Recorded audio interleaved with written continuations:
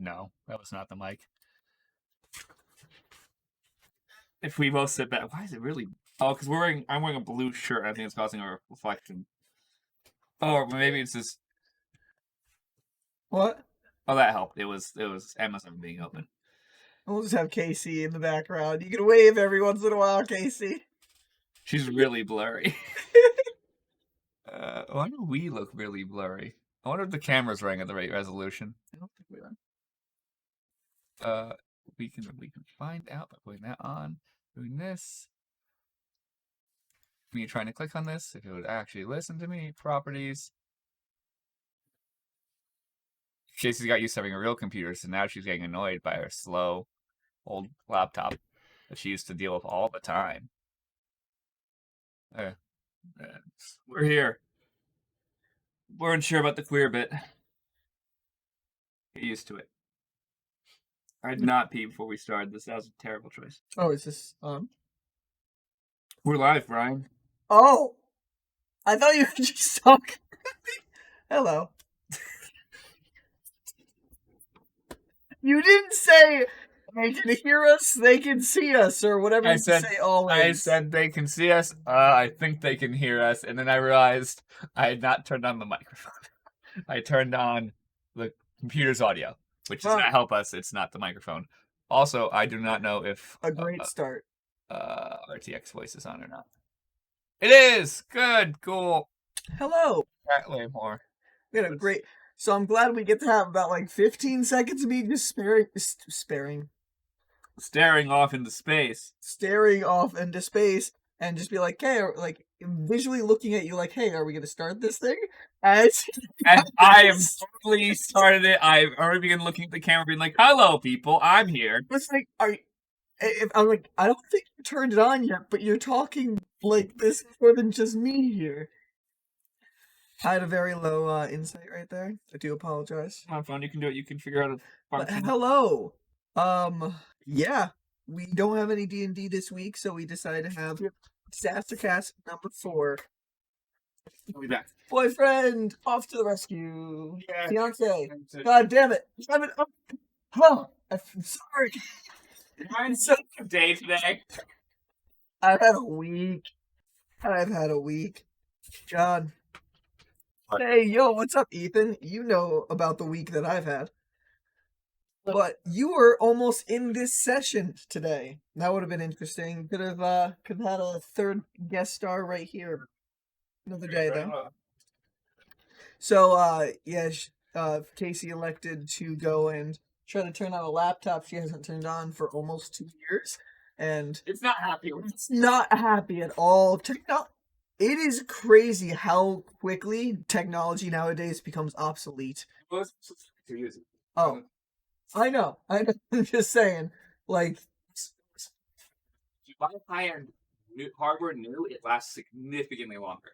Except for phones. Phones just become trash instantaneously. You buy a phone, 3 weeks later, you're like, phone doesn't work no more. And then you see a commercial for the next generation of that exact same phone. But speaking of actually technology moving forward, did you see? Is an old ass. Just yeeted across the room. What's the wrong thing? But Conlan, did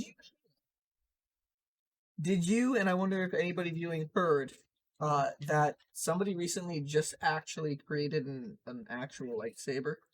Oh, that tech's been being worked on for a while. Yesterday, it was basically announced that they did it, and they're like, hey, full trailer of it in action will be coming shortly, and they showed them cutting through a steel door with it. Nice. I need to find that video, show it to you later, because that is insane. Do you know how many militaries are...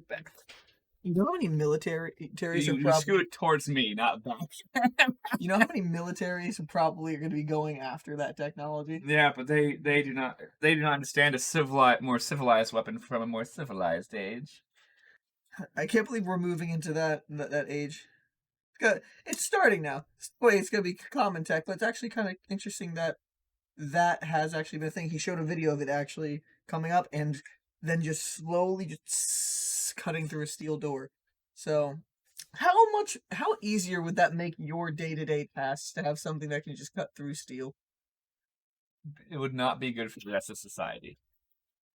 For me, it'd be great. And why would that? Why would that? I'm not allowed to say because my lawyers say that'll implicate me in things.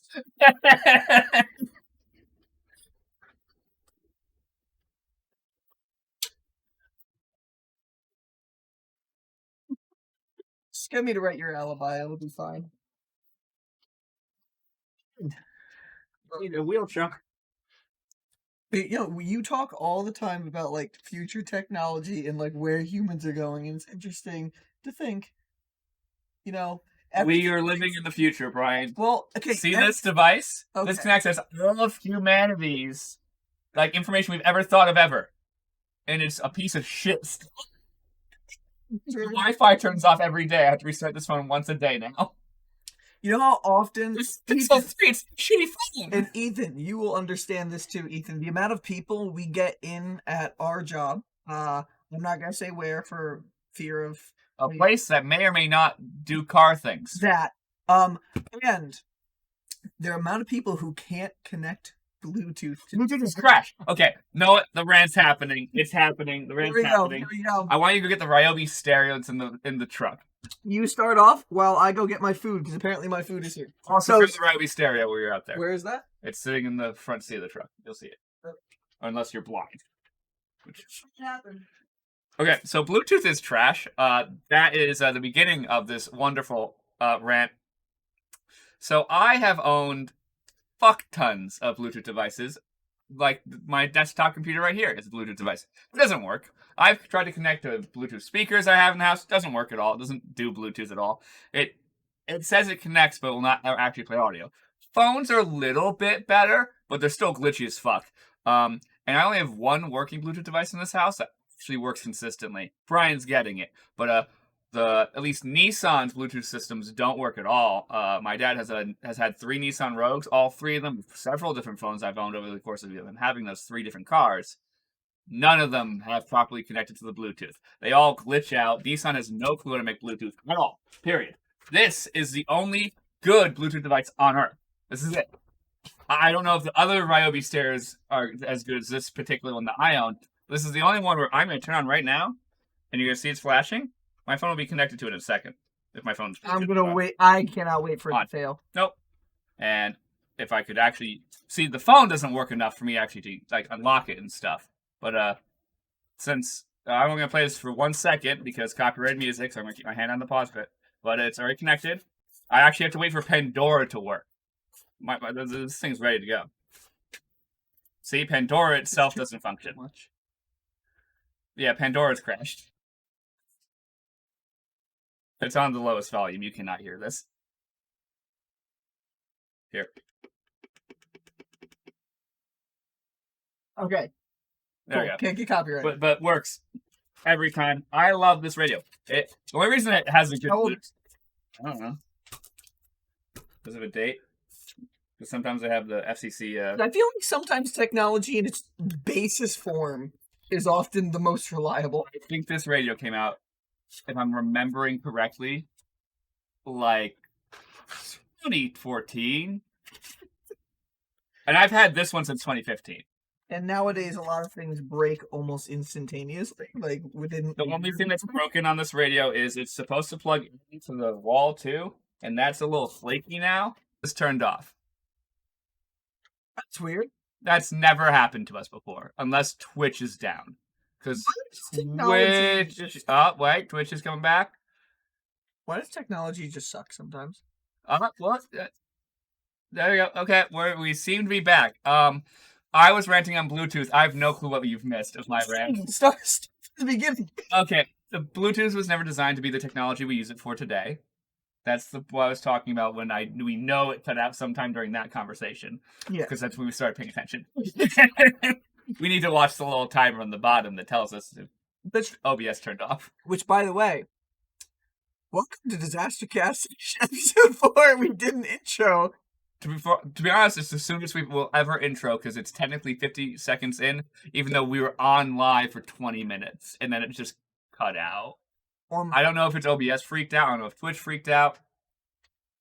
Okay, we're talking about Bluetooth being trash. I'm interested to see where it cut off. But continue with Bluetooth. Oh, yeah, we'll check that later. We're going to have to check that during our upload. I don't know. So So are fingerprint sensors. They're also trash. Oh my god, mine fucking. Yours died when someone put a sticker on it. This one Yeah. works about a quarter of the time. Admittedly, the fingerprint sensor thing I have an issue with is I'm a greasy boy. I have oily skin. So my hands, several times a day, I have to be like, okay, let me wipe off my finger real good. Okay, let me wipe off the sensor real good. Please work. Please work. Still doesn't work. Damn it. Then you have to go unlock your phone like a pleb, and then you're like, why did I pay for an expensive phone that has all these features that don't fucking work? I miss being able to open my phone with my fingerprint. Yeah, I kind of went to an event that required you to put a sticker over your phone because I didn't want anything to be leaked. And yeah, then I pulled the sticker off, and it pulled my fingerprint sensor like 65% off. Yeah, so it's shit. So sometimes it doesn't. Actually, no, that's probably more like 80%. It still works sometimes. Very rarely. When this sensor works on my Pixel 3, it works really well. But sadly, the rest of the phone is pretty garbage. So, like, I like this phone because of its design. It's a really well-designed phone. I just wish that they put a quarter as much effort into the design that they put into the hardware they put in the phone. Because it's a shitty Wi-Fi chip. Like, it's a really crappy Wi-Fi chip. And the LTE chip on it's really shitty, too.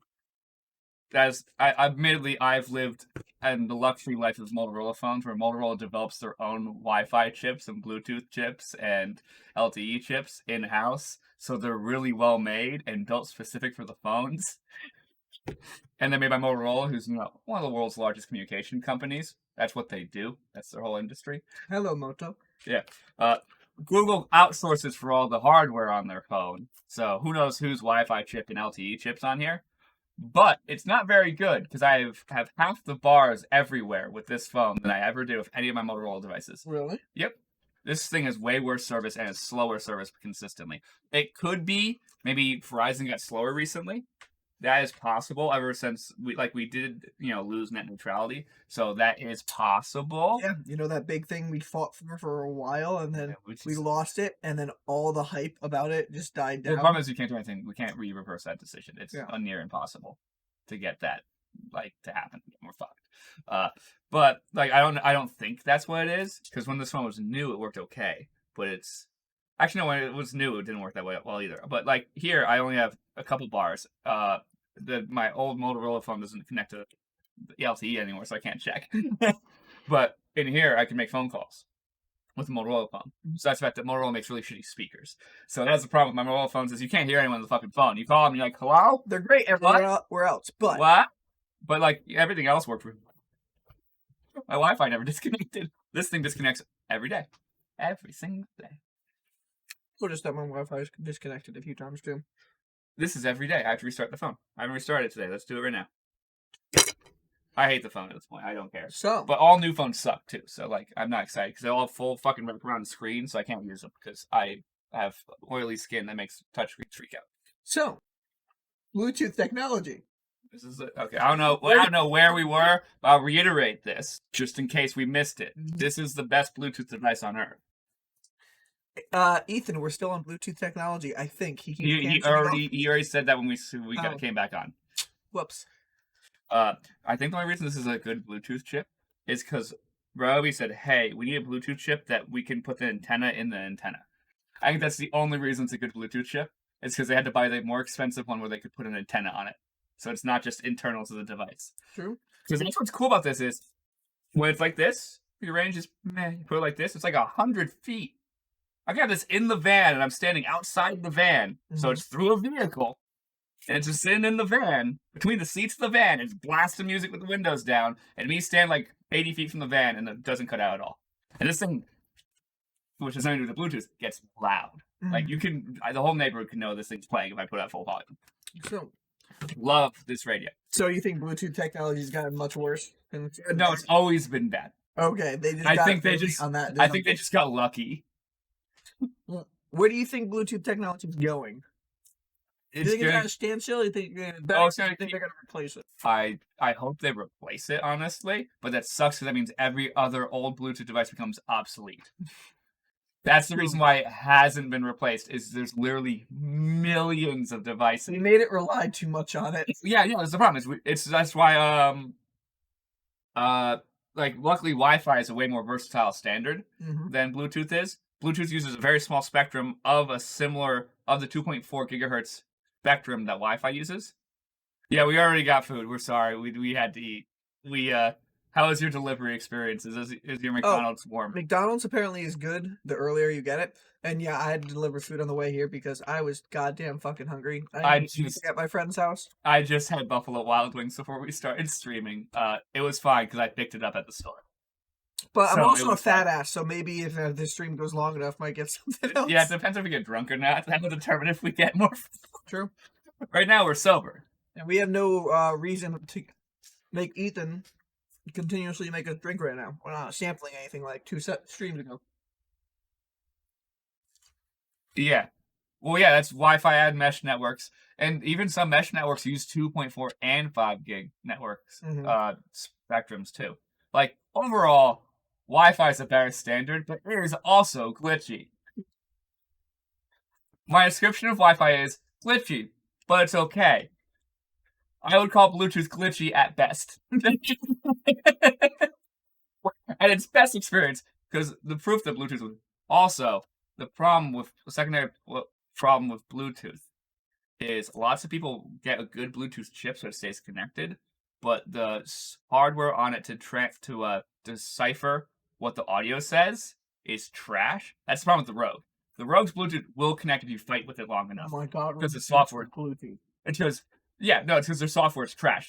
There's a software problem. I don't think the Bluetooth transmitter is trash because if you put it in the cubby where you're supposed to put your phone, it doesn't connect to the Bluetooth anymore and it falls out. And you're like, it's next to the radio, guy. It's a foot away. Also, fucking, Nissan's not good with like infotainment at all.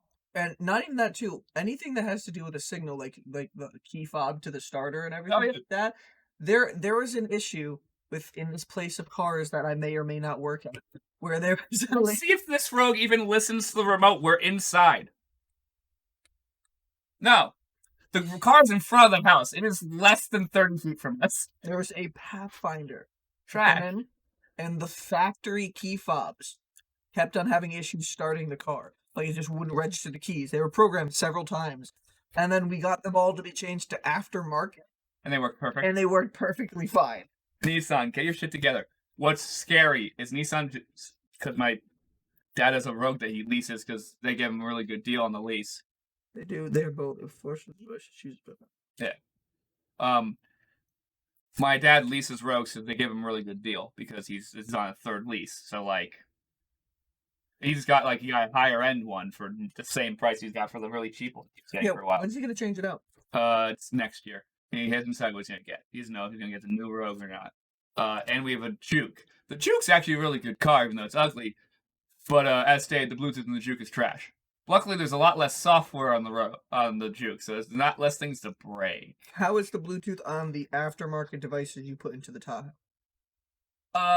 Since they're cheap Chinese, it's a cheap Chinese radio. It's like 50-50. Yeah. It worked really well for a while, but I think there's a software glitch that's freaking the volume out on the Android Auto with the Android radio.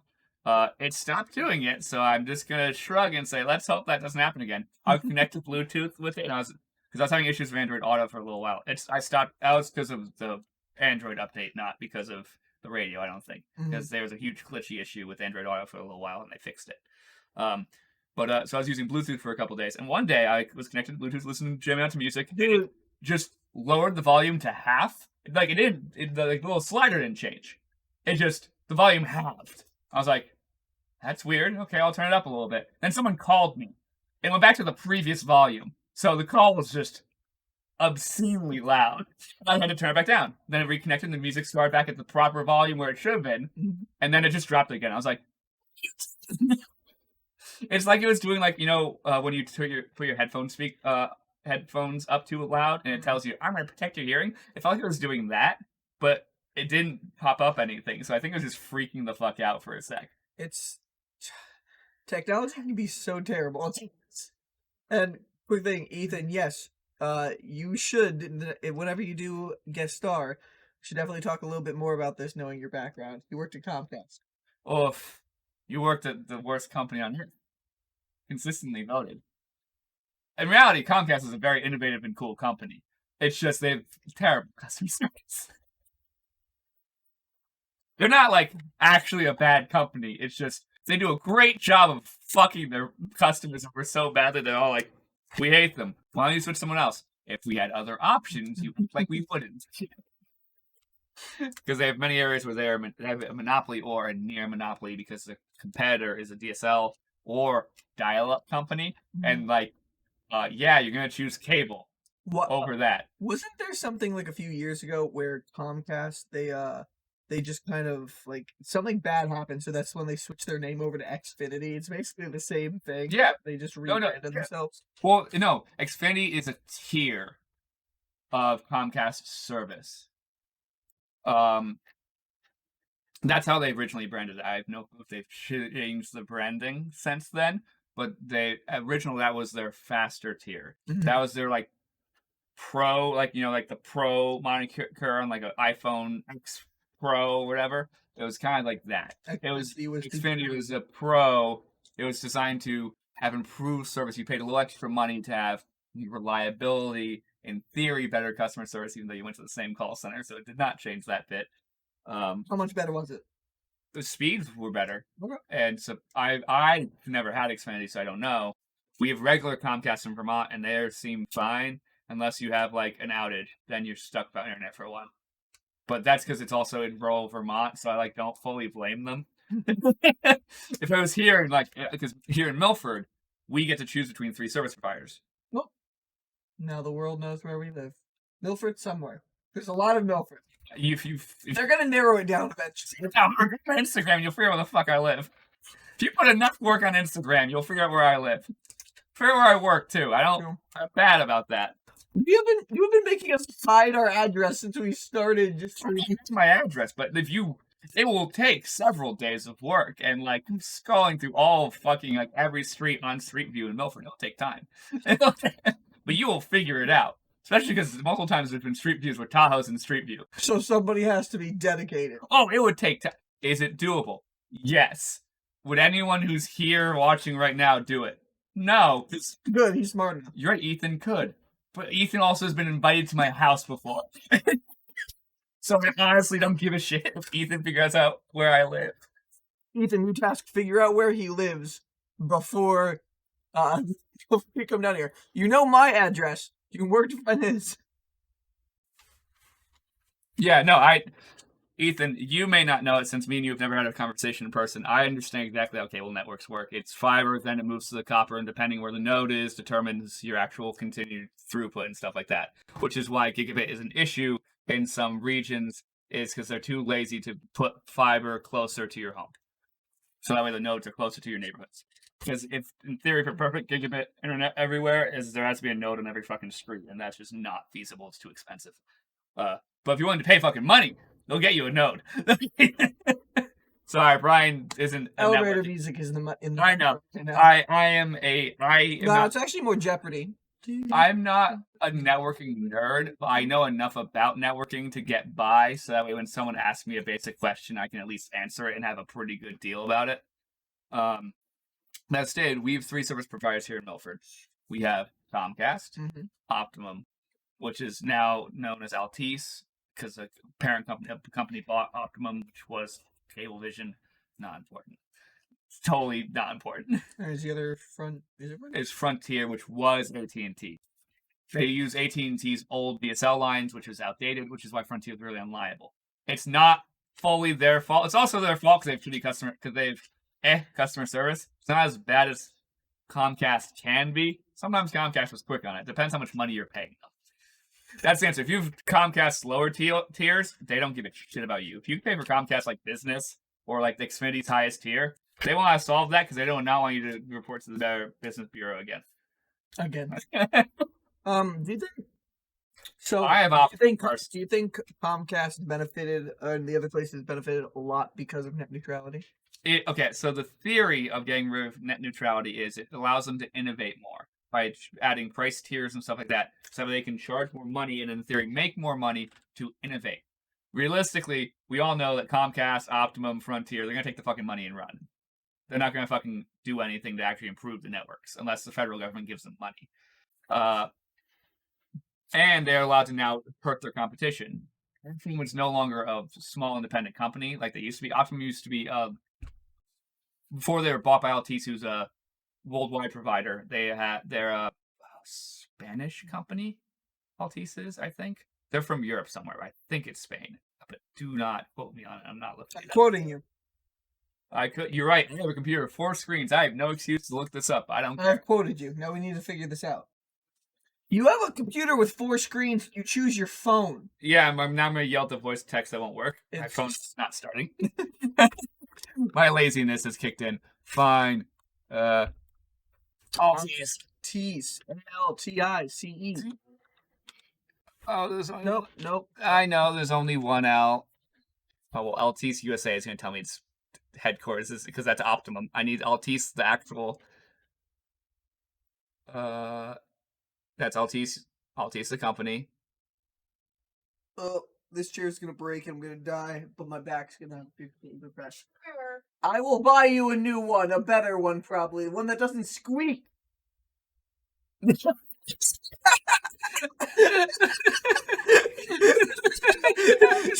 Now everybody's rooting for me to fall out of the chair. I've already done it on stream like 3 times at my house. Yeah, apparently they're in the Netherlands, so I was wrong about France. I swear it's French. Where did I hear that? I don't know. Okay, Altice USA, it's saying that their headquarters is in New York. Yeah, because Altice USA is Optimum. They have it down the side, maybe? No, this is Altice USA, so it's going to tell us where Optimum is. Because, okay, Altice bought Optimum. They're a larger conglomerate that owns several other things. True. Oh, no, I understand that. I'm super well that Comcast runs the industry. I'm not even arguing that. No shit. And everyone still lays network on each other's lines occasionally, unless there's a local grid existing prior. That's the only reason Altice is different, and AT&T is different. Is AT&T was SNET. There used to be 2 local providers, and then additional side providers that put their own cable in after the fact. Mm-hmm. There used to be 2 competing phone companies here in Connecticut. SNET, Southern New England Telephone, which was bought by AT&T. It's actually what's known as one of the Baby Bells. Which is, I'm not going to explain the Baby Bells right here on stream. I can. I've researched way too much into this. Essentially, AT&T in the 50s and 60s got too big. You guys haven't noticed yet. I'm a wealth of useless information. He's an encyclopedia. Of useless information.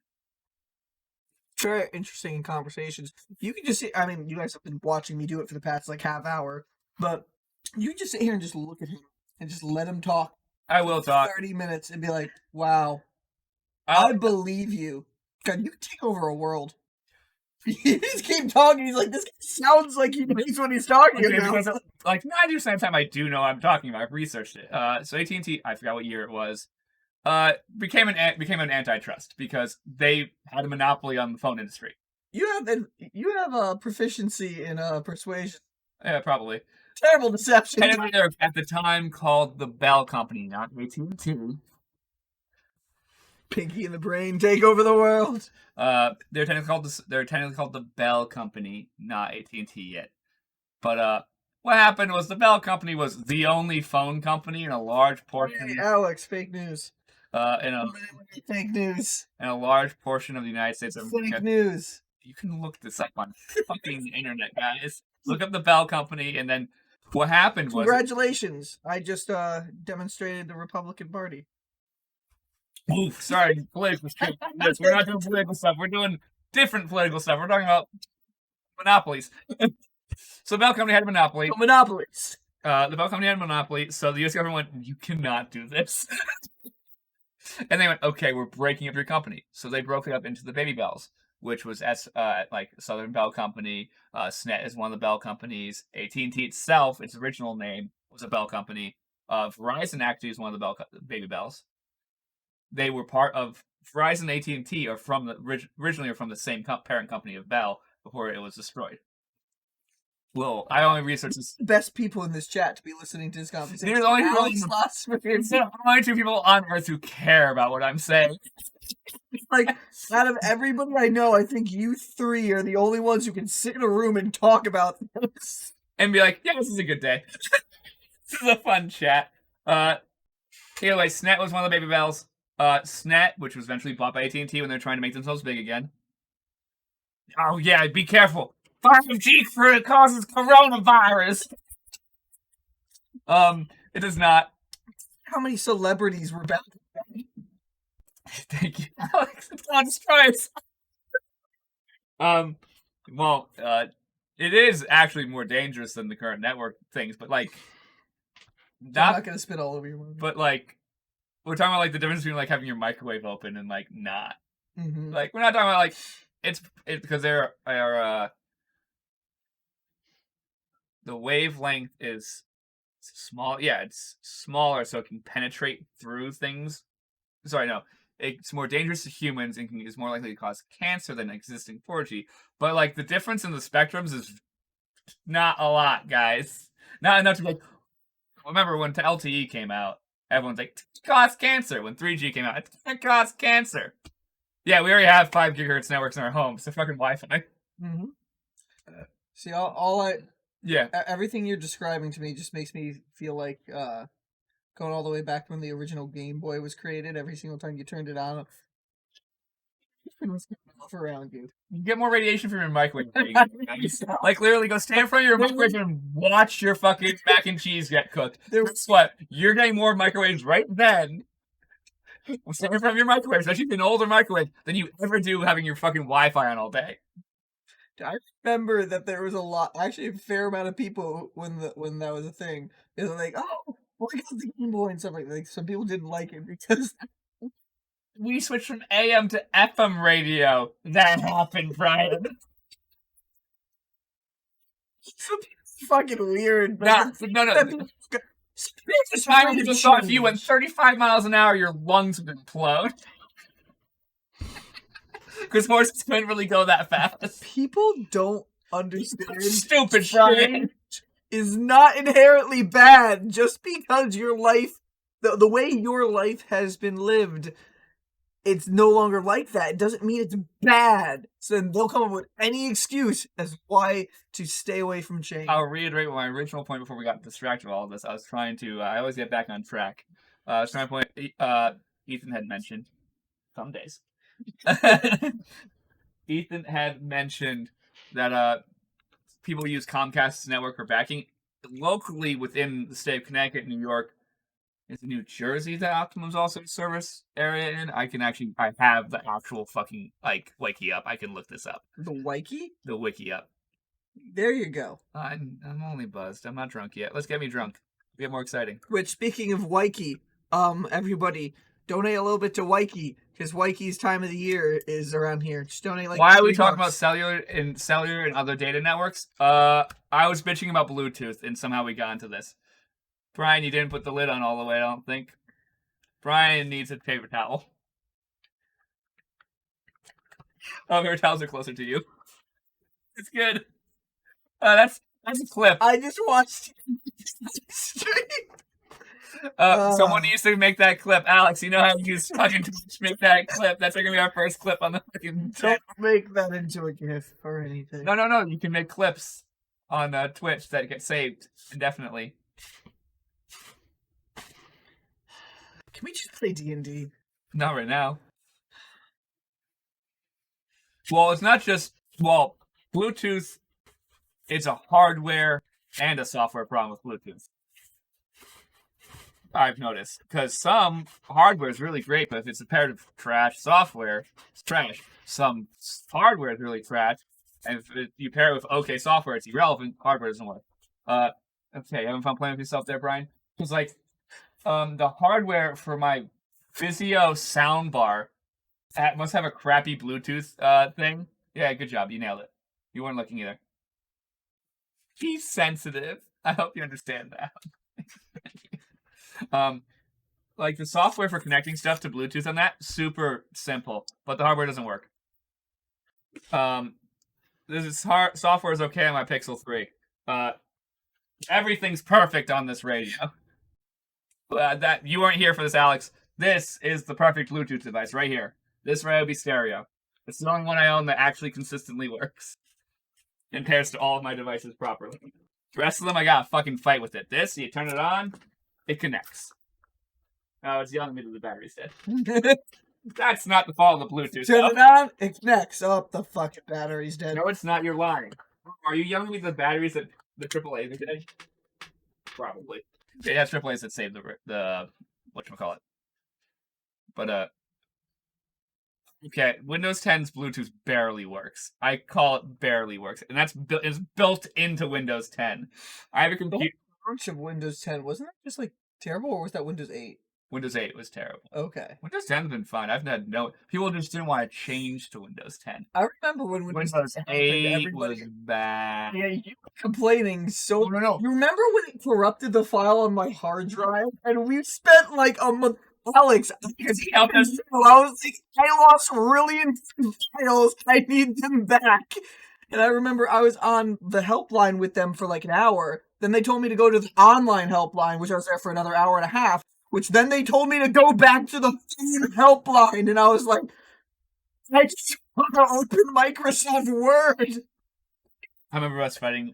I remember the three of us fighting with that. We called it Purgatory. The little file folder. Yeah. That was a pain in the God. ass. So not all upgrades in technology are good. No. Some of them have trial Well, the periods. reason why Windows 10 is better is it's a lot of its base code is based off Windows 7. It's base code, and then they added the bits of Windows 8 that are good. Because they had some class features, man. And then just because they went to the tile interface, which sucked, for some reason it was glitchy, which sucked.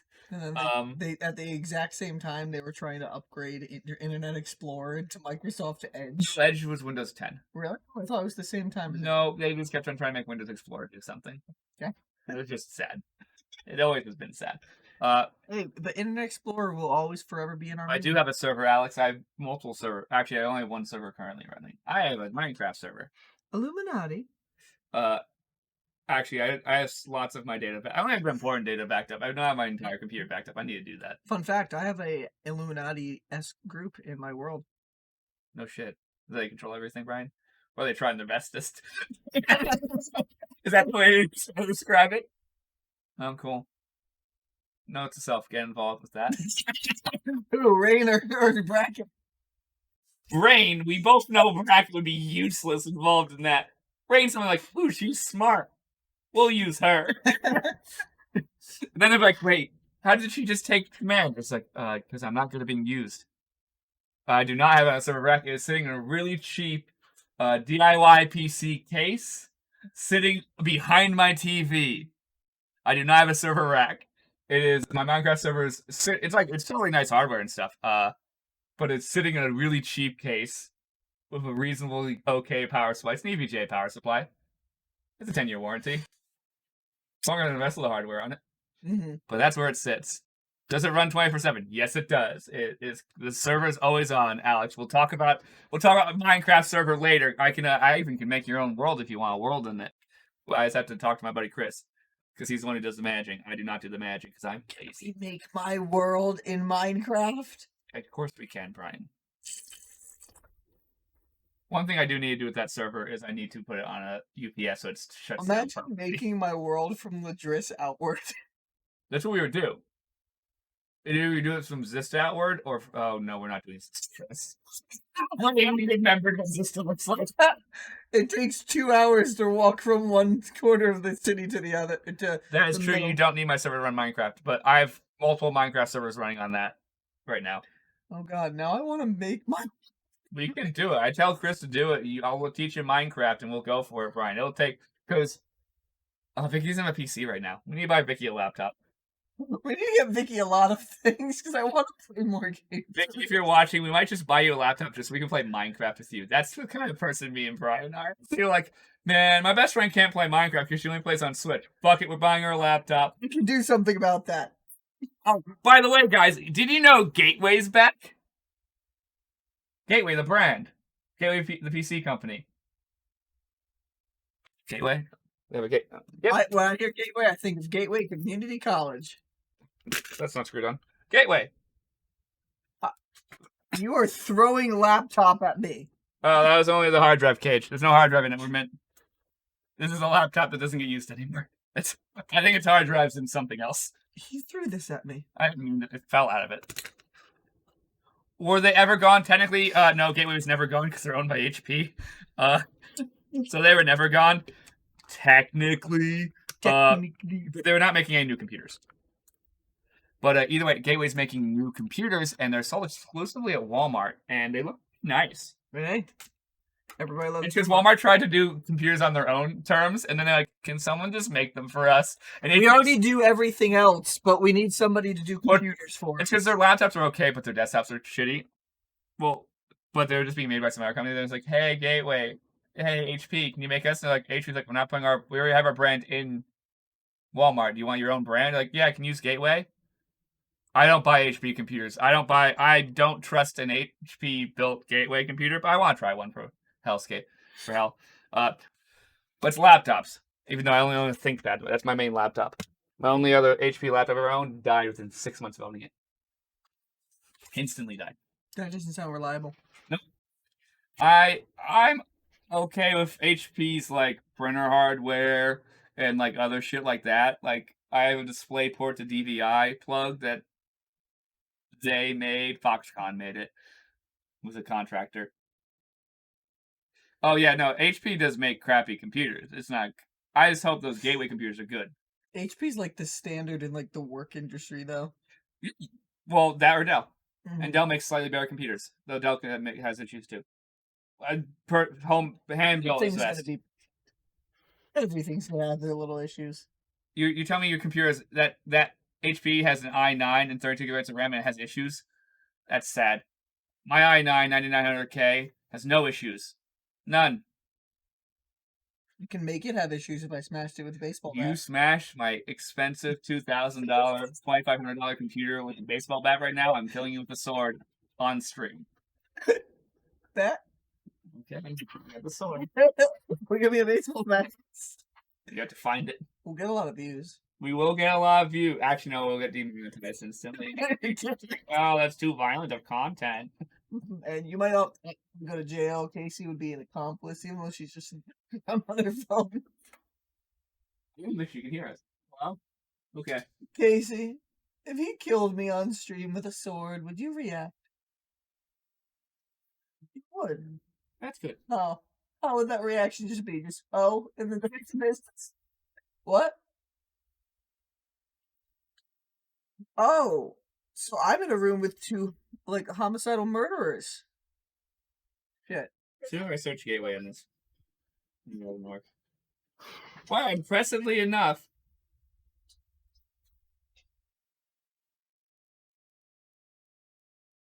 Seems like you both are teetering on the edge of a murderous rampage, and the trigger would be killing me. Oh. So the solution is don't kill me. I must live forever. Yes. You just need that first blood, the first taste. Okay. You guys could be a murder couple. We probably would be. Night, Alex. Speaking sorry. If you want to just keep your phone on. Not coming. Okay, what was I talking about? Oh, Gateway. Yeah, Gateway has computers again. I might buy one. Doesn't need a laptop. I'm deciding. I'm going to get another used ThinkPad on the side. I still need to get myself a desktop. And that actually goes towards plans thinking forward. I want to get a desktop PC. Oh, we're going to build you one. Yeah. I haven't decided if I'm going to go AMD or not with yours. I'm trying to figure out what I want to do first in my life. I want to build a PC. If I want to move out somewhere, whether that means going back to an apartment, because I've actually had that opportunity offered to me, moving here, or staying in my home until I get enough to afford a house or something like that. Your choice, man. You're an adult. I know. Life is hard. Life has a lot of decisions to make, and they're all going to put you down a different path that you have no idea where it's going. And you have no idea whether it's the correct answer or whether it's the right path, and you won't know until you get there. And then when you get there, this is what gives me anxiety every day. Wow, same. That's why I think about it. I actively have not been because I'm just like, I have too much anxiety already. Let's just ignore this problem. You want to work through therapy? Fucking hell. The therapist doesn't blow their fucking brains out. Mm-hmm. Death. It's all going towards death. You're right. But the goal is to try to not die. Cloning technology. Yeah, that's my long-term plan. If not blown. If well, it doesn't make me blow my brains out. I guess live forever. I love the You love to sigh. Such a weird concept that when it was first brought to me about cloning your consciousness. So when you die, I used to have your consciousness. You had to fucking put them different- proudly of this fucking thought. Yeah. Man. uploading your consciousness into a different synthetic body. Is it still you? Because it's every single one of your thoughts and personalities, but it's not. I made this worse when the original thought was most likely our cloning technology would not reach the point where we can make a synthetic body, or technically just a pure clone. So it's your body just cloned. It's your DNA cloned to an identical body. Likely the first time we do it, we won't be able to do it faster than we're dying. Mm-hmm. So our first one will have to be grown when we're like in our 50s. And wait till it's like 21 or 22, when the brain's, 25 when the brain stops developing, and then move over. So it'll have a whole 25 years of life, and then we delete its brain and its consciousness to put ours in it. That's the moral dilemma, because there's no way we're going to have technology to quickly make a clone body. After that first one, probably we'll be able to advance it. And But that first gen, we're going to have to grow a person to delete their brain. Ain't that fucked? That's the morality question. There's based on our current technology, there's no way we can quickly, very short period of time, grow a clone without putting our consciousness into a too underdeveloped body, or brain, which would be a problem. Did you ever see the movie Surrogates with Bruce Willis? Maybe, I don't know. That was a movie very similar to the idea of where you would lie down in this chamber and it would upload your consciousness into your ideal body and you can live your life in there. So also if something happened to you and you died, you would just wake up in your machine in your home. Elon Musk will hook us up with some sort of immortality. I'm feeling if Elon has the way he would want anymore. Genius stoner, true. True, what could go wrong? More likely, his way of immortality would be more computer-based. It would be like us going into a server. It would not be actually living. I would not be surprised if there's actually people out there who are trying to get rid of that technology. You act like Elon's not working on it currently. He's effectively a Doctor Who villain, in the making. No. He straddles that perfect edge of, will he go evil or will he still be okay? We don't know. No one fuck him up. He's doing fun things, sending cars into space. Oh, he's trying to upload all of humanity onto a computer server. Is that good? He is. We have to keep him on. We have to just not cause him to have dramatic backstory. We have to just make sure he doesn't get that one thing that triggers him into having dramatic backstory that turns him evil. So don't kill anybody important to it. Oh yeah, if you kill his kid, we're fucked. We're done, guys. It's over. Write the letter. We're done. Fucking world's ending. Elon Musk is killing us all. He has a mech. So much. Man's gonna become evil Iron Man. There's so much in our generation that is just for fear of killing us all. It's the world in perpetual, something's gonna ruin us all. It's for a while since the world wars. No. There's a specific point in time. Is it a fixed point in time? Fairly fixed, yes. Well, based on the fact that we can't go back in time, based on our current understanding of relativity. Well, they made time stones in Time Cube recently. More technology. I know, but as current... You gotta look at that if you did. Our current understanding of relativity is we only can go forward, we can't go backwards. Mm-hmm. That's our current understanding. We do not know if that's right, because, it's hard to prove that.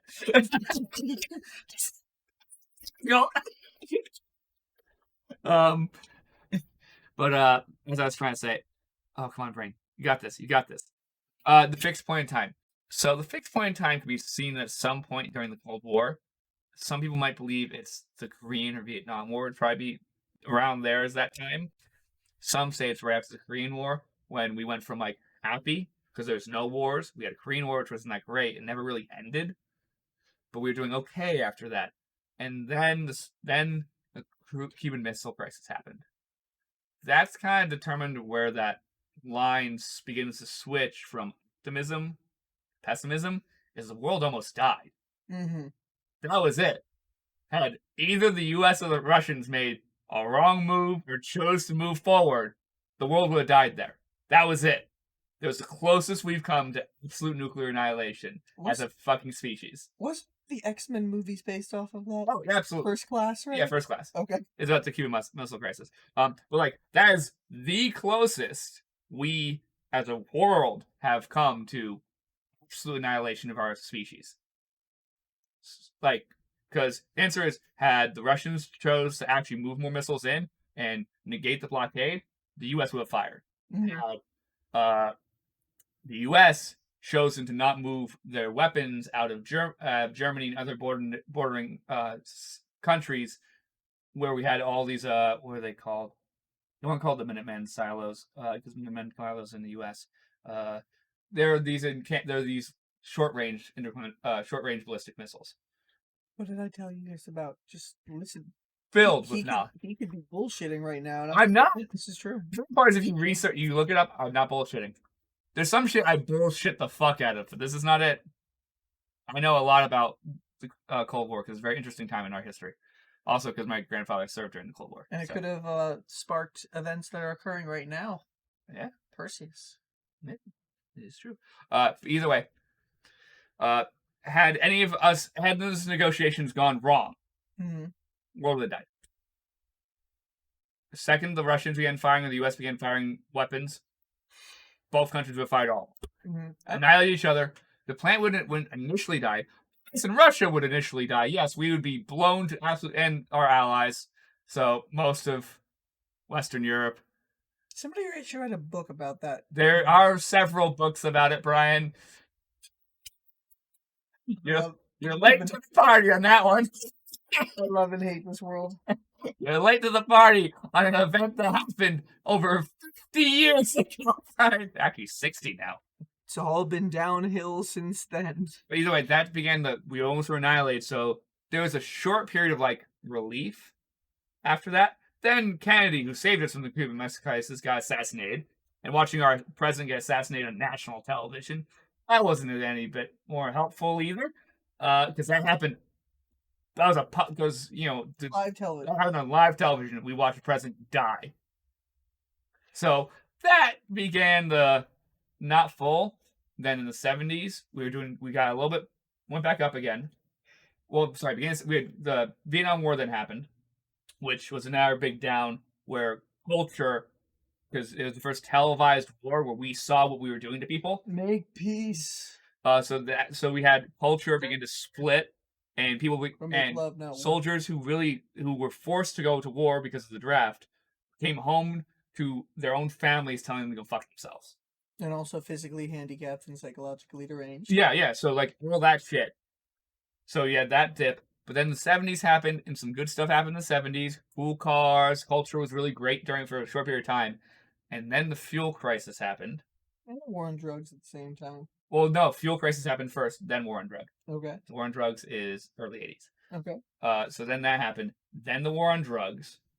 So that continued to hurt culture, and that's when culture began to fall. That's when like this pessimism really began because we've seen everyday people constantly get arrested for no reason. Normal people. People were just in their car getting high because they're having a shitty day. Yeah, they went to jail for 16 years. And we're like, my grandfather drinks enough alcohol to kill a person and almost crashes cars through someone's house. That's illegal. Yeah, that's fine. That's okay. That's okay. We can't get high in your car. And so we're on drugs. That began to it. Then a whole bunch of changes in immigration happened during that time too.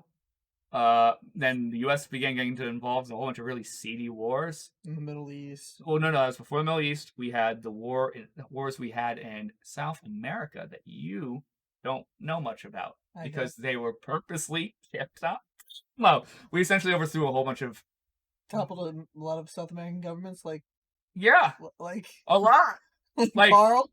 Like a lot of South American governments because they weren't U.S. friendly, and we made them U.S. friendly. And some of them, inadvertently, we turned into dictatorships. We didn't mean to do that, but they were democracies that we turned into dictatorships because they were becoming too communist. So we toppled the beginning to become communist. Capitalism is the cause of communism. No, capitalism is the cause of fascism if done wrong. That's what happened. Is because then those countries' economies collapsed because the U.S. stopped being involved in their politics, and fascism came because people took because military created martial law because the economy collapsed. So they had no choice because everyone was beating the shit out of each other to fucking survive. So you as a government go. So like bad shit happens. That's what happened in Venezuela. That's what happened currently in Venezuela. They weigh money. They don't count it anymore. Really? Yep. And if you use U.S. money, you actually get shit. That's what I say. Their economy's doing so bad.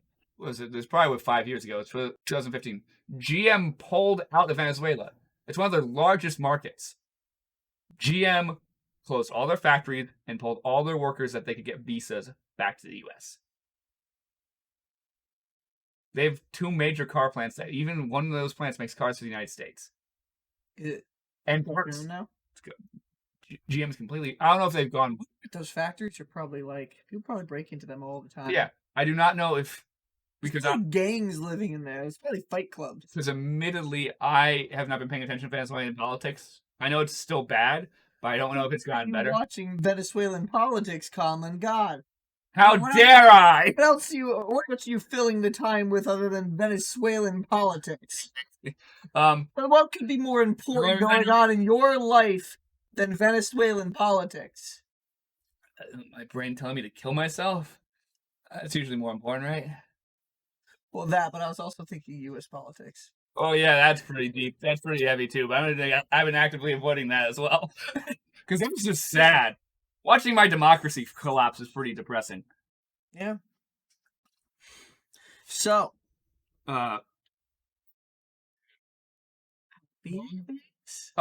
yeah, we were trying to pinpoint the point in time where it all went downhill. Then the culture of the 90s made it worse. Oh, then why do you ask me questions? There was all the happiness in these good times. 50s. There was the disco in the 80s. That was okay. That was really just masking how sad everyone was, and then we put a hole in the ozone layer because we used too much fucking hairspray. So all the concerns of the 80s is a deal. Oh. And then cars began to suck. Now they're better, but that was the time where they ruined all cars because they all became boxy pieces of shit. But admittedly, in the end of the 90s, they developed a GMT 400 platform, which is the trucks I like. So, I guess we can look at the positives of what happened in the 80s. So D&D. Man, my brain has not been thinking about D&D at all because we're not playing on Sunday, so my brain's just not been in that mode at all. So D&D. So, after last session, what are you thinking about that hourglass? Oh, I haven't decided what I'm going to do with it. I decided I want it to be inspected by a teacher first. Let's see what we can do with that. What is Rain thinking about a lot of the stuff that happened in that scene? Which scene?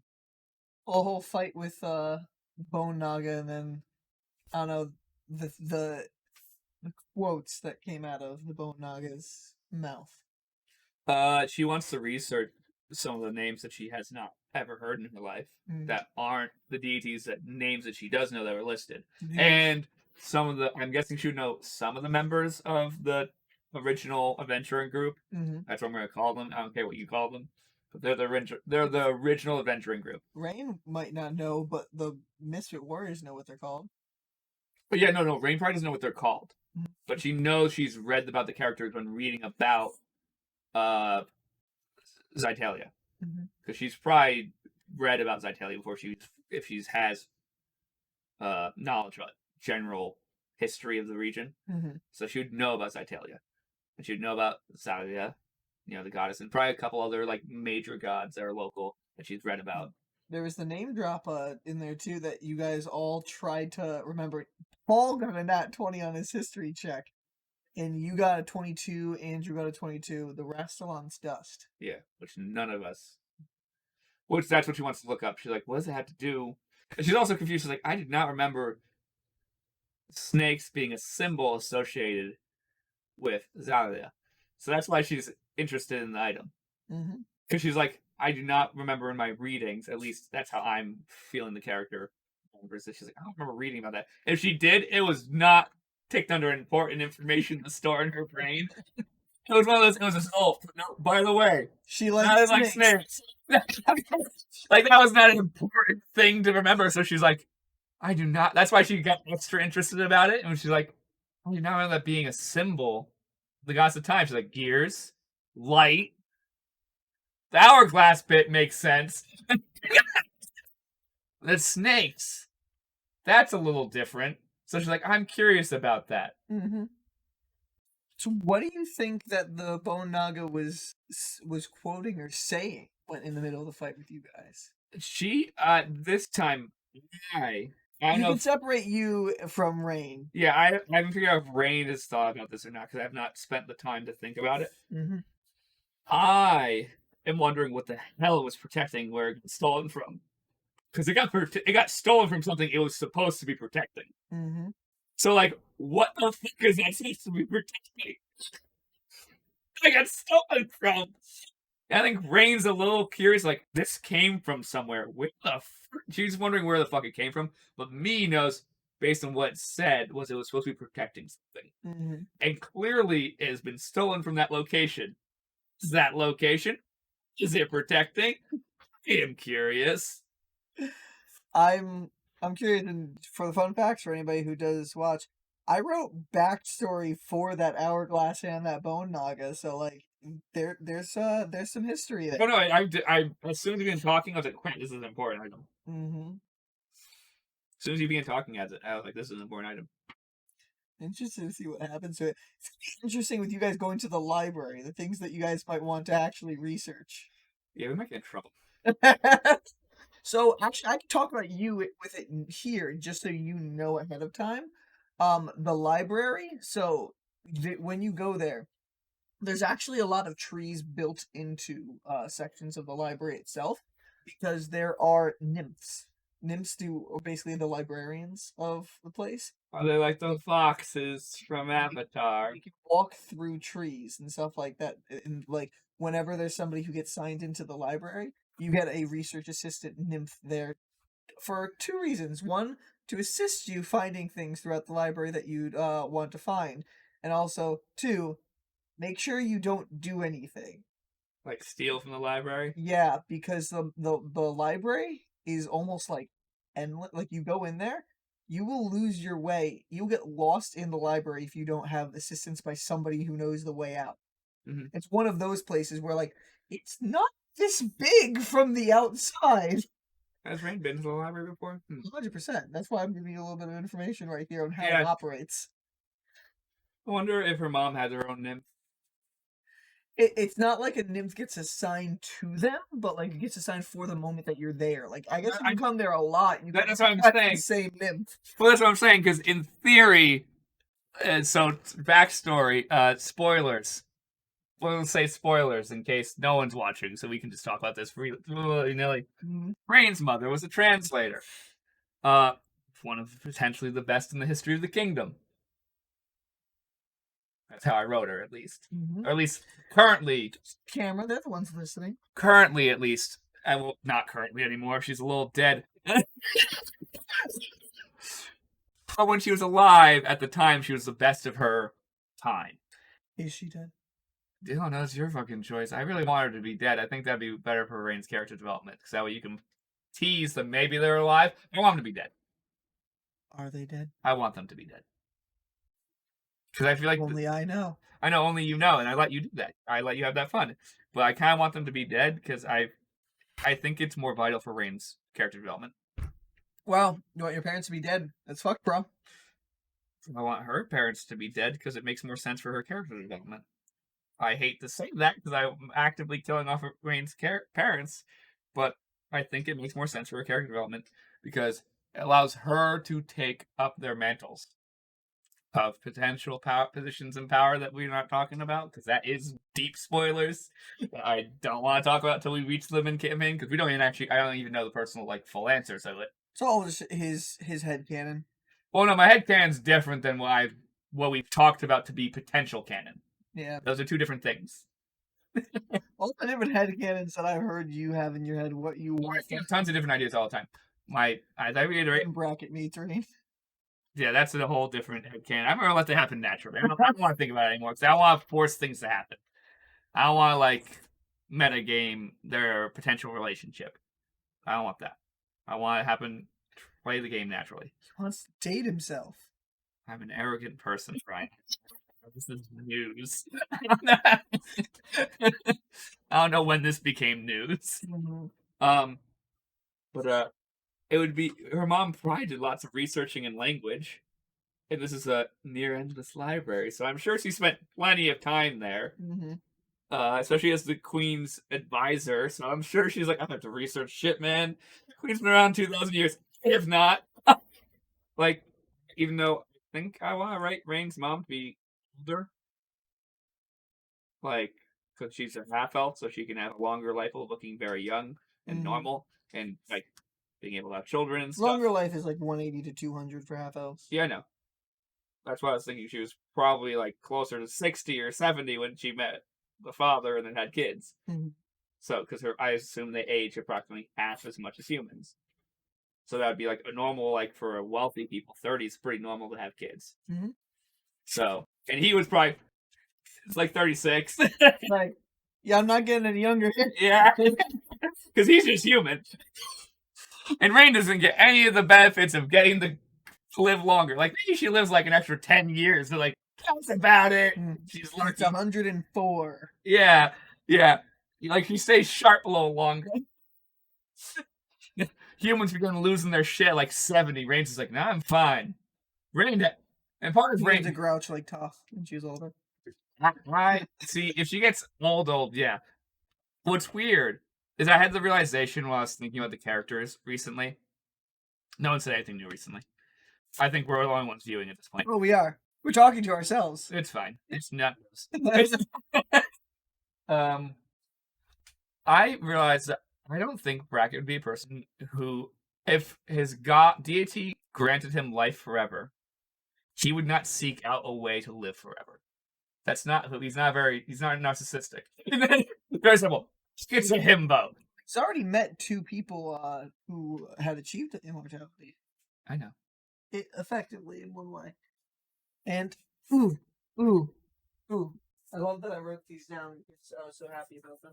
But continue while I do my research. Rain is more of a person who would look to find a way to live forever, to quote defeat death.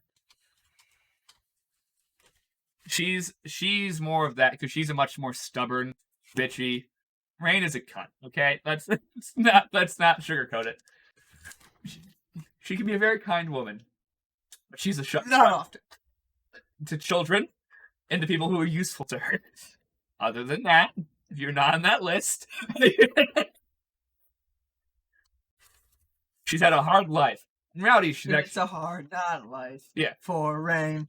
Realistically, she's actually a really nice person on the inside. She just doesn't want to be nice because every time she's been nice, she's gotten shit on. So, she's a little not into being nice anymore. Mm-hmm.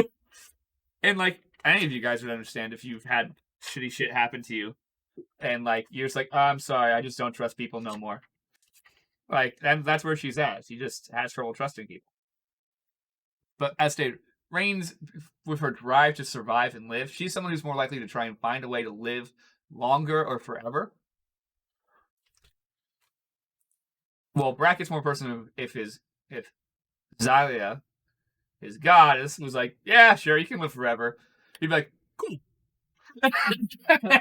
All right, I got more time to do things now. Yeah, that would be him. But Rain would be someone who'd seek it out. It'd be I'm gonna fucking fight death, and someone's you can't just fight death. She's fucking watch me. Everyone's you can't just call out death and think he'll show up. And he's bitch, where are you at? A portal of hell opens up. Come here, bitch. Fine. Jumps in. And you're no one's actually ever done that.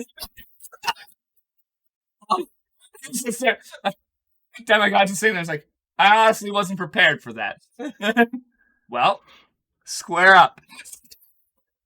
See the stat block for Asmodeus? I know. Is the leader of the 9 hells. He lives in the 9th layer of hell. It's me being an asshole. You know that, Brian. Stupid. So I need those shotguns, Brian. But so I wrote these down. Things that I write don't always end up in the game. It's basically quotes that I might think they might say if certain things allow. Yeah. And when you guys were with Aurora and Janthel, I had 2 quotes written down. One of them for Aurora, then one for either of them to say. I think it was more leaning towards Aurora though, and it was, "I've had a long time alone, and a long time to think. Whether mortal or immortal, what is the point in living if you are not living to make the world a better place for yourself, those fleeting, and most importantly, and for those to come?" And then also, "Immortality is and isn't living forever. I'm still here, but a big part of living is eventually dying. When you never die, you are cursed with the knowledge that everyone else has, is, and will."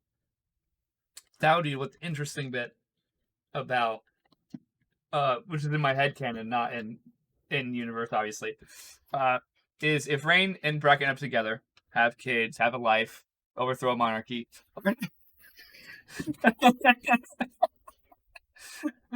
I realize I've slowly scooted off of camera. Scoot back. I'm gonna have frame. This is headcanon stuff, so who knows? Like, there's lots of fucking variables that we can't even think of yet because we haven't even run the story for yet that could affect this kind of stuff. But like in my little headcanon with the information that exists with the story at its current moment, because I can see it at the current moment, I can't see past it. I have to let the rest of our players, like, do shit for me to be like, oh, I guess never mind. In my head, Rain would be a person who'd seek out to find a way to live forever, whether it be challenging death to a duel or whatever. She would do something crazy. Something like that'd be written in the stories forever. Like, nah, she didn't do that. She just found a potion. And Rain was like, you don't know I didn't do that. I'm the victor, so I wrote the history. But people still die. I didn't say I killed death. I said I won a duel. Those are different things. Death is immortal, you fuck. I asked him to square up, and if I beat him, you'll make me live forever. Obviously, I can't completely kill him, but I can win a battle. Those are different things. You can't kill death. But there have been superheroes who have killed death. There's also been superheroes who have fucked death. Deadpool. He was choked on that cookie. And the MCU, Death has really nice tits. I'm not going to pull up a picture of it because we're just not going to do that. This is maybe a mature stream, but I think that's too far. I think YouTube would delete our fucking channel. Would Rain fuck Asper James? Is he hot? He's the leader of the 9 hells. Well, no, physically, I understand temperature-wise.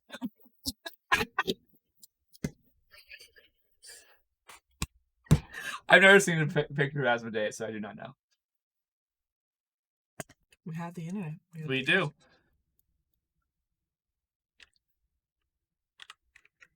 Google. Man, fine. Just type it in, I'll auto-Google it. I have it. I know it's like that, but I haven't gotten used to it yet. Enter. Or does it depend on some people choose to make him look? He's not a bad-looking boy.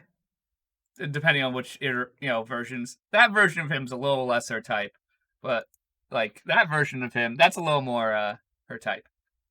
A little strong chin. This looks like Brendan Urie in that one music video. Yeah, if he looked like Brendan Urie, yes, not a question at all. I think I must. Brendan Urie, you're hot. There'd be no question at all. It depends, because you know how there's like in some story, not necessarily D&D, because I did not focus super heavy on actual D&D lore, because we're in our own campaign that's separate of the main lore, even though we have stuff from the lore in it. But lore's fun. Yeah, but in some versions of stories of the devil's fucking hot. And some versions of the devil, he is not. He is not hot at all. Lucifer, yeah, if it was Lucifer, not even a question. No questions asked. It would be. Rain would fuck. Tell me, what do you desire?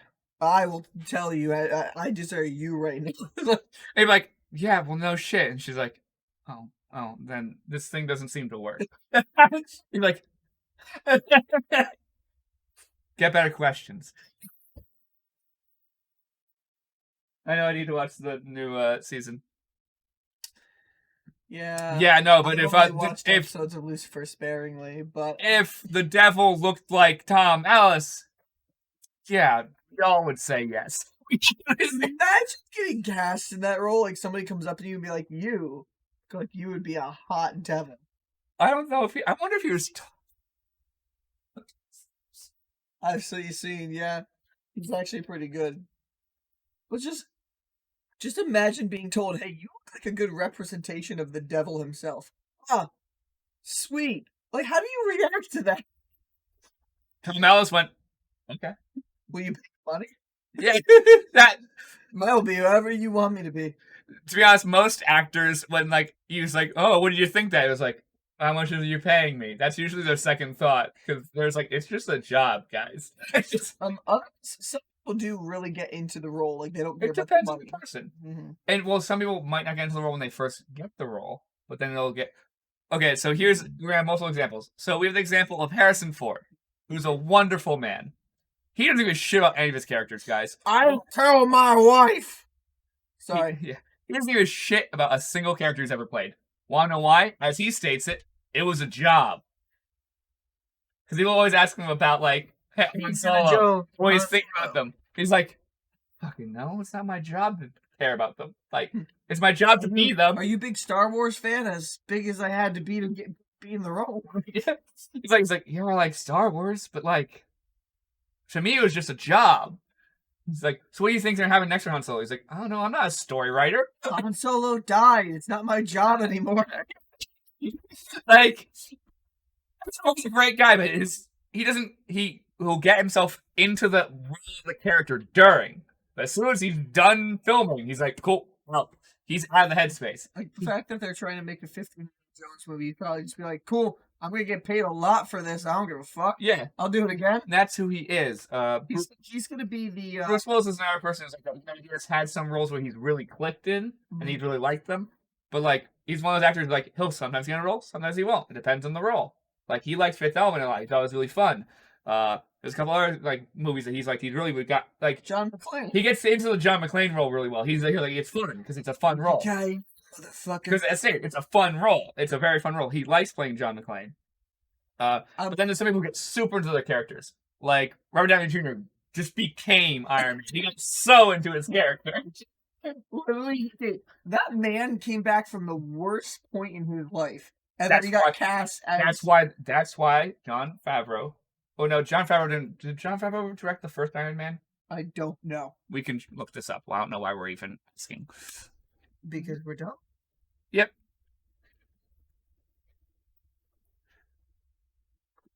Yes, Jon Favreau did. I thought so. So, essentially, I believe it was Jon Favreau said, thank you for making sure our chat's still active.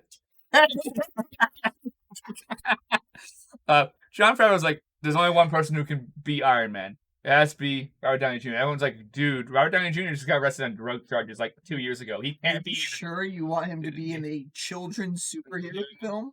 He's the perfect person. Everyone's like, everyone at Marvel's like, he's not wrong. It's like, I understand you really want this, but we really are scared about our brand being associated with him.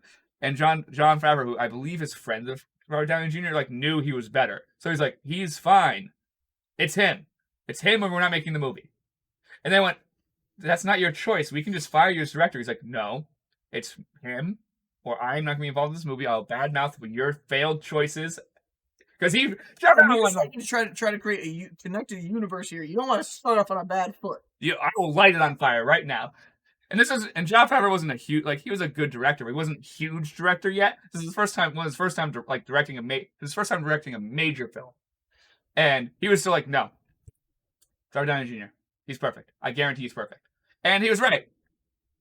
Don't argue with Jon Favreau. It's just the rule in general is It's a waste of your time. He's usually right. He made The Mandalorian. I have not watched The Mandalorian yet. From what everyone who's ever said is like,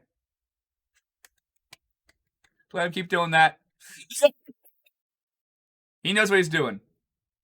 It's just like Dave Filoni, another one of those people. Dave Filoni directed several episodes of Avatar in the first season. And he, after that, was hired to run Clone Wars, in which George Lucas made him his Padawan and taught him Star Wars.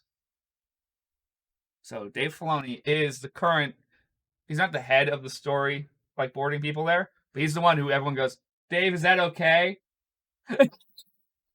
I love the fact that you used a Star Wars reference to reference the creator of Star Wars passing on the Star Wars to somebody else. Yeah, well, but George Lucas said it. This is me just quoting George, okay, guys? I'm not trying to be like magic and fancy.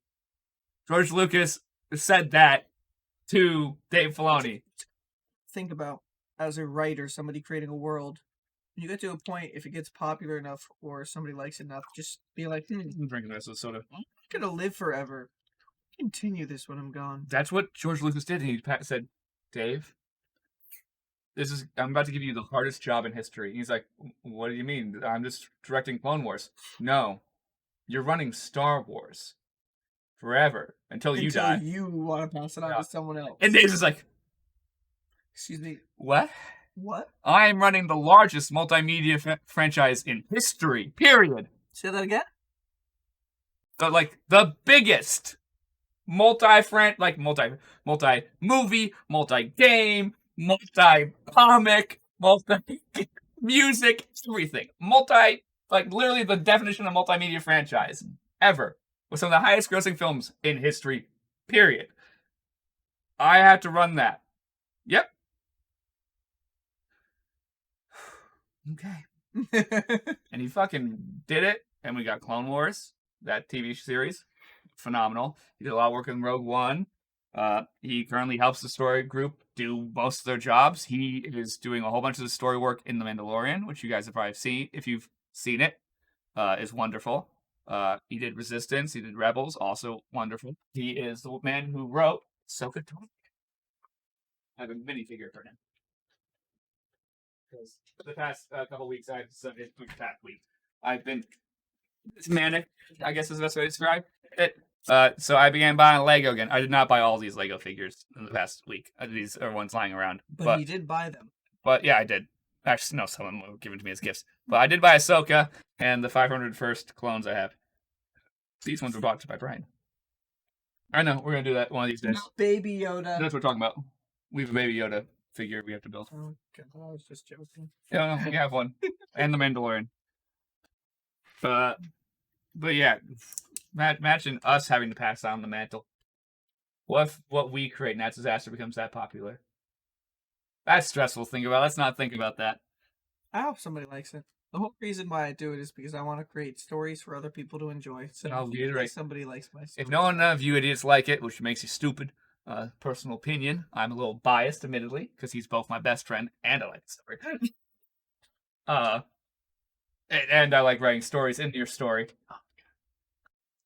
Sometimes with his consent, sometimes without. I wrote Rain with consent. I wrote the 16 character, literally 16. The foundation for Zista City when he created Rain, and then he's like, "Hey Brian, there's a big portion of your city that's corrupt as fuck," and I'm like, "What?" No, I technically only chose parts of the nobility being corrupt. You didn't have to make the queen corrupt. You just have to make the nobility corrupt. Yep, she's corrupt. I hope the queen's a great fucking person. I really honestly do. That's why I want, because I don't want to kill her. But I'm feeling even... You guys joked about overthrowing and killing her at the beginning of the heist campaign. I was like, I hope you fuckers dare. All right, now, Rain has a long-term plan, which is why the interesting talking to one of Brian's friend who knows a decent amount about what's going on.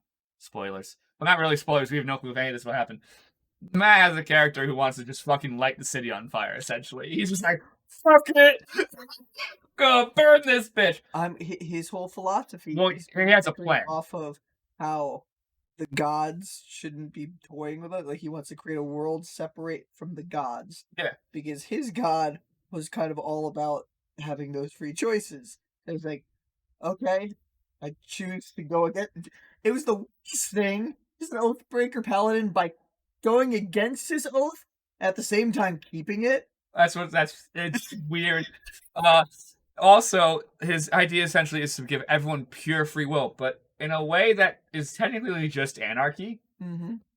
Like, in an idealistic way, it could work. If it was the real world, I would be like, work to you. It's a very idealistic way of believing, which is similar to Zahir from Avatar, or from Legend of Korra, but either way, from the Avatar universe. And I feel like he has some ideas from that of Zahir's like complete, anarchy, but like in a good way for freedom. Mm-hmm. But I see it as something that's not realistic. As obviously it's a personal belief. It's two different people's personal beliefs because Matt has different personal beliefs than I do. Mm-hmm. Though we do click very well, which is very funny. I knew you guys would. Of course. But what's weird is we click very well, but that we have very different way our morals guide us. Even if technically in the end all they may have similar answers, but we have different ways of getting there. And end goals too. Like our middle goal always meets. That's why when we play games, we don't have to talk to each other. We just do it. You guys know exactly where you're going. Oh my god, why am I yawning so much? Oh, because it's 11:39 at night. I'm awake. Also, you haven't been drinking your Mountain Dew. Is that Mountain Dew? Is that just Sprite? Did you already drink that? I poured. Oh man, we're at Mountain Dew, guys. It's over. We're done. We're not. But as I was trying to say, Matt wants a short and sweet way to get to the queen overthrown, nobility overthrown. Yeah. I believe in using the people, but I believe in a much more long-term, and it would be with Rain specifically, because I think Rain would be better at than Bracket. I think Bracket would be heavily involved, but I don't think he doesn't have the intelligence, okay? It's just that simple. He's not bright enough. In my random scenarios I make in my world, in my head, in the world, just because I'm bored sometimes. You just feel like, fuck it, let's talk about overthrowing a queen. Brain sees it as a long-term goal for pure freedom. Save world first from time's alignment. When she figures that out, she'll be like, okay, that's priority. Because if the world just dies, we fucked anyway, so let's solve that bit. Why do you care about the galaxy so much? What has it ever done for you? What have you... Here. That's essentially like, Rain's very that. She's like, I'm one of the people who lives on this planet, so come on, dumbasses, we're good. That's the only reason she would take command of the wars, and she'd learn what the real... She would probably not know what the real goal is at first. And someone would let it slip, and she'd be like, you're gonna need to start talking now. And there's like, oh no, we weren't supposed to tell her. And she's like, you weren't supposed to tell me what? Come on. Now. And everyone's like, oh, fuck. They'd explain what the job of the Misfit Warriors are, and she'd be like, so your job is to save the whole world. Yeah. Or else the world dies? Most definite. Bracket. Most likely. I've seen it. Okay. Well, what's the plan? Working on that. See? That's not gonna work.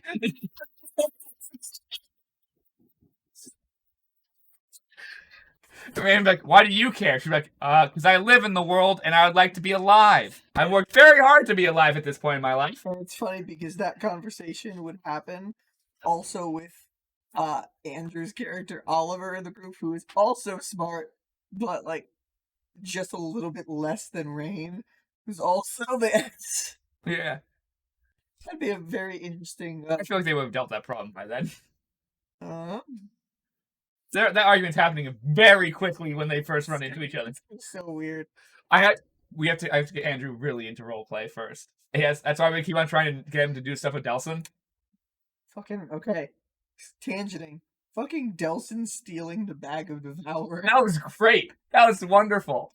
Part of my head was like, I want to put this item here for the option of them buying it, using it because it's powerful, but also I know they're looking for a bag of holding, so I think it would be fucking hilarious. And then part of my brain was like, what if one of them steals? They are a party of rogue. Man, I guess that can happen. If it does, that's all right, but damn, that'll fucking suck. And then I'm just gonna try to just Grab it. put it in my cloak. And I'm like, fuck. It's probably gonna work. I didn't realize until I started really reading the Bag of Devouring, you can instant kill anything.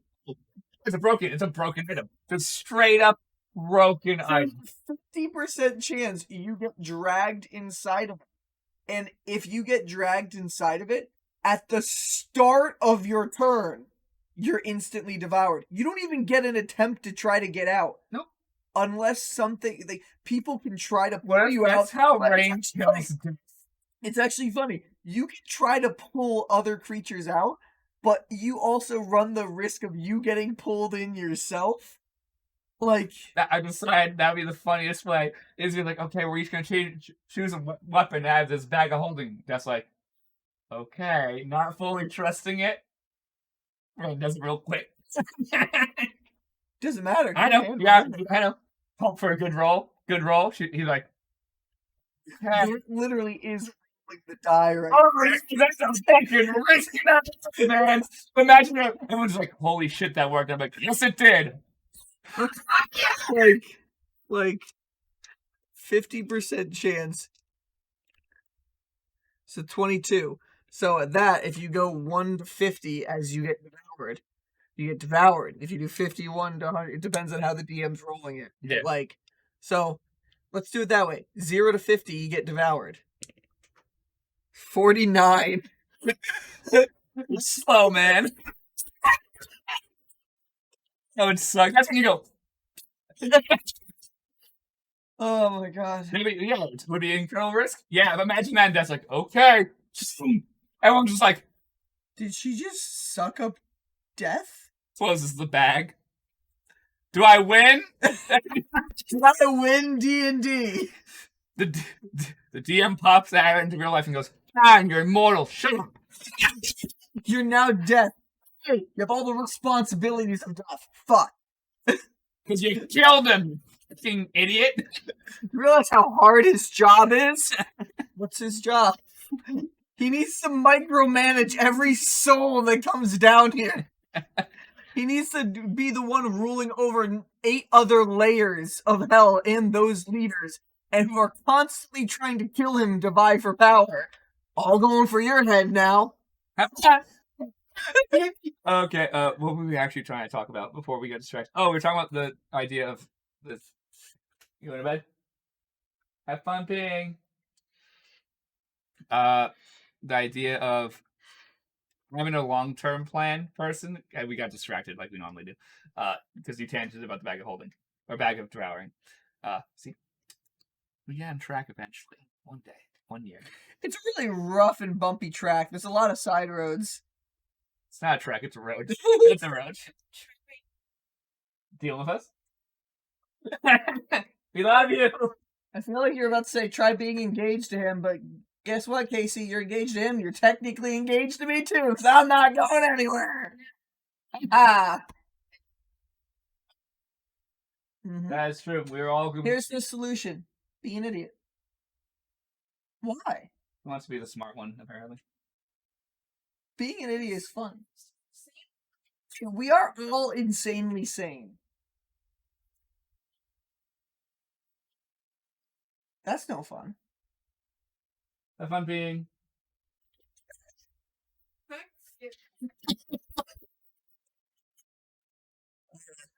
So I'm more of a long game person. If Rain figured this out, she wanted to save the world. And what's up? I'm not done outside. I'm aware. There are 13 minutes left. You can do a lot in 13 minutes. Okay. Who wants to go bake some food and play a game of chess? Yep. 13 minutes. We got plenty of time. It's like the 8th Doctor said when he had 4 minutes left to live. It's plenty of time. Forgot his actually practical workout. But, yeah. We got a 3rd viewer back. Awesome. My butt is sweaty. But yeah, continuing. So, long-term goals. You need to scoot that way, because I need to scoot this way. Because we always move off of center. Okay, continue. So Rain is more of a safe world, which would give you good political clout, and maybe during that time she could figure out who she really is. She would definitely probably meet with the queen a couple times. We'll see how that works out. He dies long before that. Yeah, or she dies first encounter. You know, that would make me swing. She could die in the gala. That is true. Mm-hmm. Probably she's gonna sacrifice other people. Only way Rain's dying is if I'm the last fucking. Yeah, that guy makes some shit for her. It's because everyone else is very dead. Do you have any hopes, goals, or ideas of what the Cash Guardian might be? No, Okay.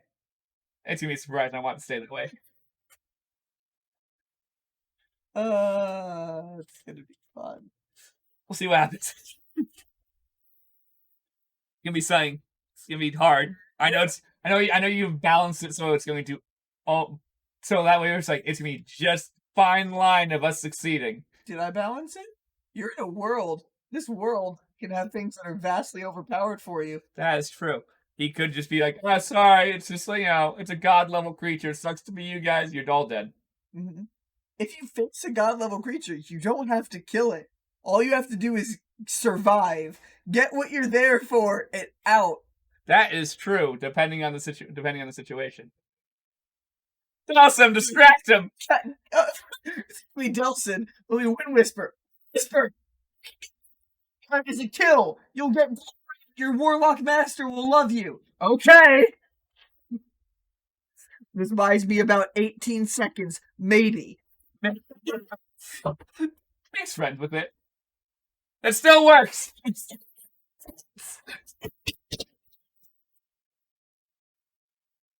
Whisper makes friends and enemies very easily. Oh my god, no, and then fucking Serenity tries to fuck it. Oh no. Now I know it's time that he can fuck. Whether it's something Serenity can fuck, it's a matter of I know Serenity's going to try to fuck. Brian's not gonna miss the opportunity to fuck the Cash Guardian. It's possible. It works with that out. Worked with that oh my god, brain. Orc. I forgot the word orc for a second. Oh my god. Okay, I stayed. Slow boil. It's gonna die. Stop it. I've written off Brian's character long ago, far away, Brian. I hope you understand that Serenity's been long, far away written off. Calling it now as a DM, my next character death minus Paul survives this. If Paul survives this, he will be the BBEG in my next game. Just you. Oh yeah, just for funsies. He's gonna move to a different. You should have him move to a different kingdom. Oh my god, Paul absorbs the. Oh my god. Yeah.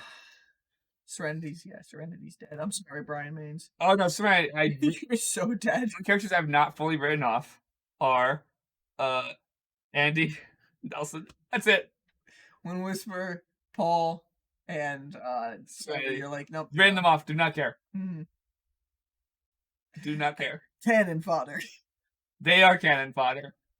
Delson is last choice cannon fodder. She doesn't really want him to be cannon fodder, but like, it's the only option. Mm-hmm. Sorry, Delson. And then Andy last because a lot of Ray feel real bad if he's twice because of me.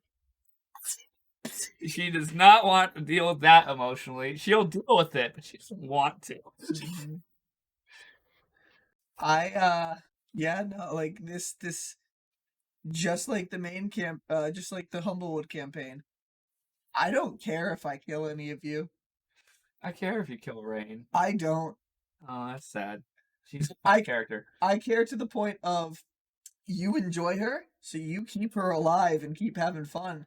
But I've reached the level of DM where my main campaign party, I don't want to kill. But if they do something stupid, I will kill them. Anybody else, I'm like, well, it's got to go back to classic D&D right here. Fucking make smart decisions or you're dead. I'm not going to look out for your characters. You have to do that for yourself. I understand. That's how I play Rain. Mm-hmm. You played Rain in the same way you played Greg as a rogue. Not always. Just hide. That is only during the bone nugget. She had no clue what monster that was, and she's like, You guys were expecting the thing to be tougher than it was. It's a CR4. So I didn't know. terrible. I didn't know. Rain doesn't know. Callum just hyped it up. He was like, and stuff like that. So, they're not the toughest, but. Because if you notice, I didn't play it that way when we were in the battle. Mm-hmm. I moved and striked around because that's smart. If you just stand still versus a spellcaster, you die. It's pretty simple. I love the fact that I landed that spell against Stilson. That was a hold person spell. That was kind of cool. It doesn't have the highest DC, but he rolled low, so I'm like, fucking yes. But it has now made me scared for getting back to the main campaign with Brackett, because he's got his Aura of Courage. Mm-hmm. Fucking anybody within 10 feet of him in his saving throws. God damn it. More importantly, I also can do Hold Parson. Yep. Which goes into one point I wanted to bring up today about moving forward in the future. So, Matt has brought up to me, and starting tomorrow, most likely, because I'm going to go over his house for it, he is going to run a game where it is me and all of the other players, very anime-esque style, getting sucked into a world of D&D, and we're all at the health of level 20 characters. So we're gods walking among humans, because basically the heroes of this world are level 6 characters. But we don't have a class or anything, and we just acquire our background and our abilities through things we do in the world. So you have high health, but you're just have no power. Just feel like, well, I need to learn my stats. It's like actually that type of thing. That's interesting. Mm-hmm. I'm excited to try that. Sounds fun. I'm excited to see what I turn into. I think deep down, every single person plays video games, who watches anime, who likes anything fantasy, at some point have just questioned, what are my stats? That, but also things of like, they've always questioned about wanting to get pulled into a fantasy world. What fantasy world would you want to live in? Because, let's be honest, real world's kind of boring. I mean, it's not, but it is. Fantasy worlds would be so much more entertaining to live in. So, I think everybody at some point, and you probably haven't seen it. This would be more London and myself, who watch a lot of animes, but there are a lot of things out there where just normal people get sucked into fantasy-like worlds. Yeah, I'm aware. Which fantasy world, not Star Wars, would you want to get sucked into? Most of them, it doesn't end very well, so I'm just like, like actual fantasy. Mm-hmm. It could be sci-fi, like future space stuff too. The problem is I'm into a lot of dystopian ones, so I'm like, of them. This is better. Fun. Like, Battlestar? No. 30 billion! Actually, no, the math is higher than that. It's like 30 billion people died when the fucking Cylons attacked. Spoilers for a show that's been out since 2004. Never watched it now, you're not gonna watch it anyways. But like, no, because guess what? I probably one of the regular people who fucking died on a planet from a nuclear hellscape. So, no. Stargate? You'd probably just be a normal person in Stargate, because that's just based on the real world. Doctor Who? Let's be honest, how many of the Doctor's companions actually live in these, or don't have something completely terrible happen to them? Yeah, like, I don't want to be involved in that. Star Trek would be okay if you're a normal person. If you're on Seth MacFarlane's version of Star Trek. The Orville? No, Orville's not that bad. But no, if actual Star Trek, like, you live in a perfect, like, quote, like, pure communist, well, not communist, pure socialism, it's actual communism, world. But, like, people keep trying to blow the Earth up, so that's fun. Because, you know, there has to be drama of some kind, even in a perfect fucking world. And the Federation makes terrible choices sometimes. Yeah. And there's terrible things to their people sometimes. So, like, as terrible as it is, those are just the like actual big shows I listen to. There's tons of other shit I watch, and I'm just like, none. None. The answer is none of it allows me to be just a normal person that's just having a good time in a fantasy world. Mhm. Even Star Wars. The Skywalkers fucked the whole goddamn fucking galaxy up. They just fucking pushes them to happen. Twice. Wait. Yes, that's a bad family tradition, right? Now they're all dead, so it's not that much of a worry, but spoilers, that film is more recent. Is he called Rise of Skywalker? It's a misnomer. Oops, spoilers. If you're not gonna watch, you're not gonna watch. For me, despite how fucked up the world is, I would love to experience the actual world of Lord of the Rings. Oh, there's tons of things. I would love to be in the Ty'Quorus world, but in 3 years of Misfit Warriors fail, we all die. It's 3 years. It's about 4, actually, but Somewhere around that time frame. I know. I still can't wait. I want to see if you guys accidentally get sent into the future, because I've dreamt about that. Where we fail. I know people survive, but oof, gonna be rough, boys. And there's gonna be like all kinds of shit, just high level and not high level, fucking things that aren't supposed to be in the world. Mhm. In the world, it sounds not fun. Jerome dies. Spoilers. Does he? Well, technically he doesn't because he gets grabbed by Dahlia, and it's technically a time loop, but not important. By me interacting with Urem, I may have changed the timeline where Urem is never grabbed by Xyla if we fail. So, die. Because me existing in this world has already changed the timeline in my brain. Mhm. I assume, depending on how you're deciding how time travel works. And another thing too is a point that I don't know if you guys have made as big of a notion of in game or even outside of game. The fact that when you guys brought the Jar of Preservation to Warrior's Rest, Aurora and Janthel weren't sure if there was something inside there or not, but it was sealed, and they're just like, this is something kind of gets plucked from existence. Reality. It could be from the past, could be from the future. Whatever's in the jar is in the jar, like always. In all of existence. So the time of the jar is really weird. Good job, Brian. You wrote that for yourself. Because it's simultaneously whatever is put in there is always in there at some point. Yep. At every point. And not in there at every point. Good job. You wrote that for yourself. I love when you write yourself into a weird space like, play this. Why? It's what I wrote. It plays to the multiverse and the infinite possibilities to the point where, like, there's a timeline where this was entirely in there. Then there's a timeline where this got taken out at this point, and like, you know, Brian. Eventually, effectively means through the power of that jar, you can trial and solve the universe until you figure out how it works. Matt's character cannot get that done. That would be a problem. It's the definition of not good. He wants it. He doesn't even know it exists. He as a person knows it exists. His character doesn't, and Matt's like, I need this.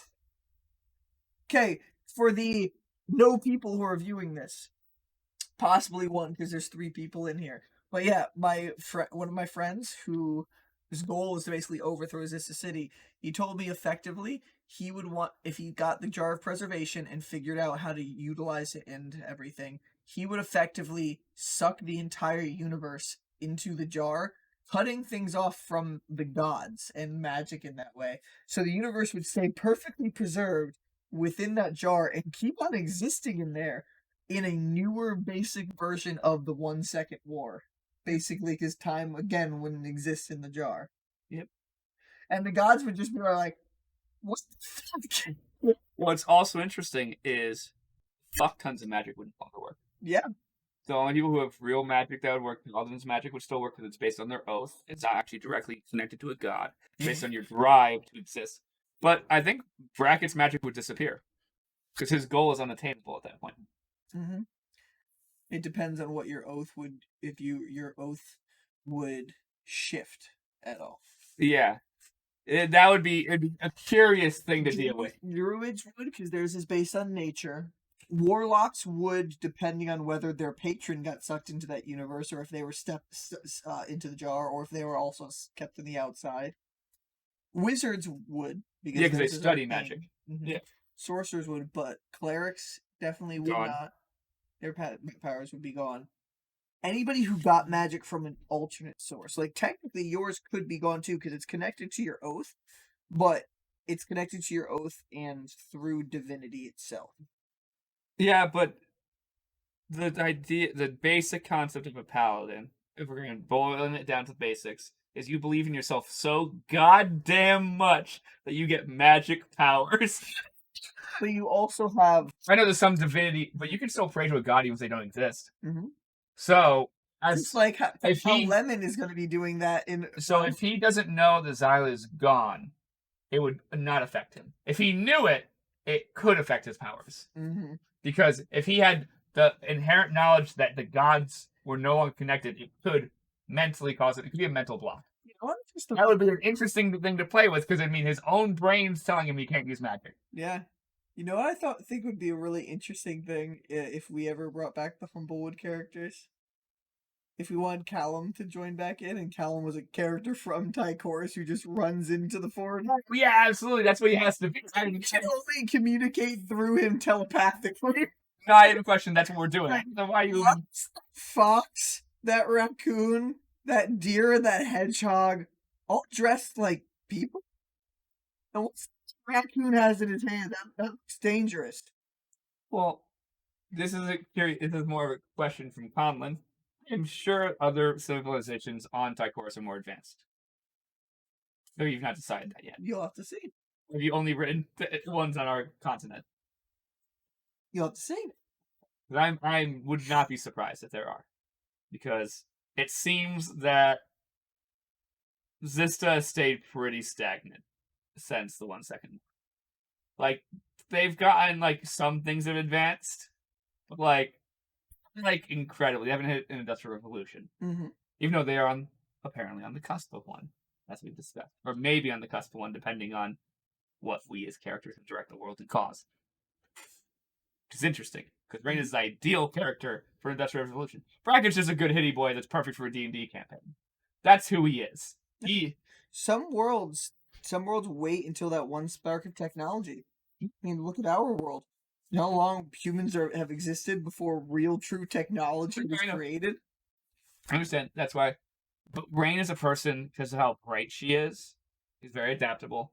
She likes to learn new things. She's a person that an industrial revolution would give her straight advantage of things, because she would learn new skills as quickly as she could. Just don't create Bluetooth technology. Brian, things back out. Brian, I don't think Bluetooth. Like, we might get handguns and more powerful cannons and like howitzers and steam trains. Something like early 1800s. Brian, Bluetooth. No, that's not happening anytime soon, Brian.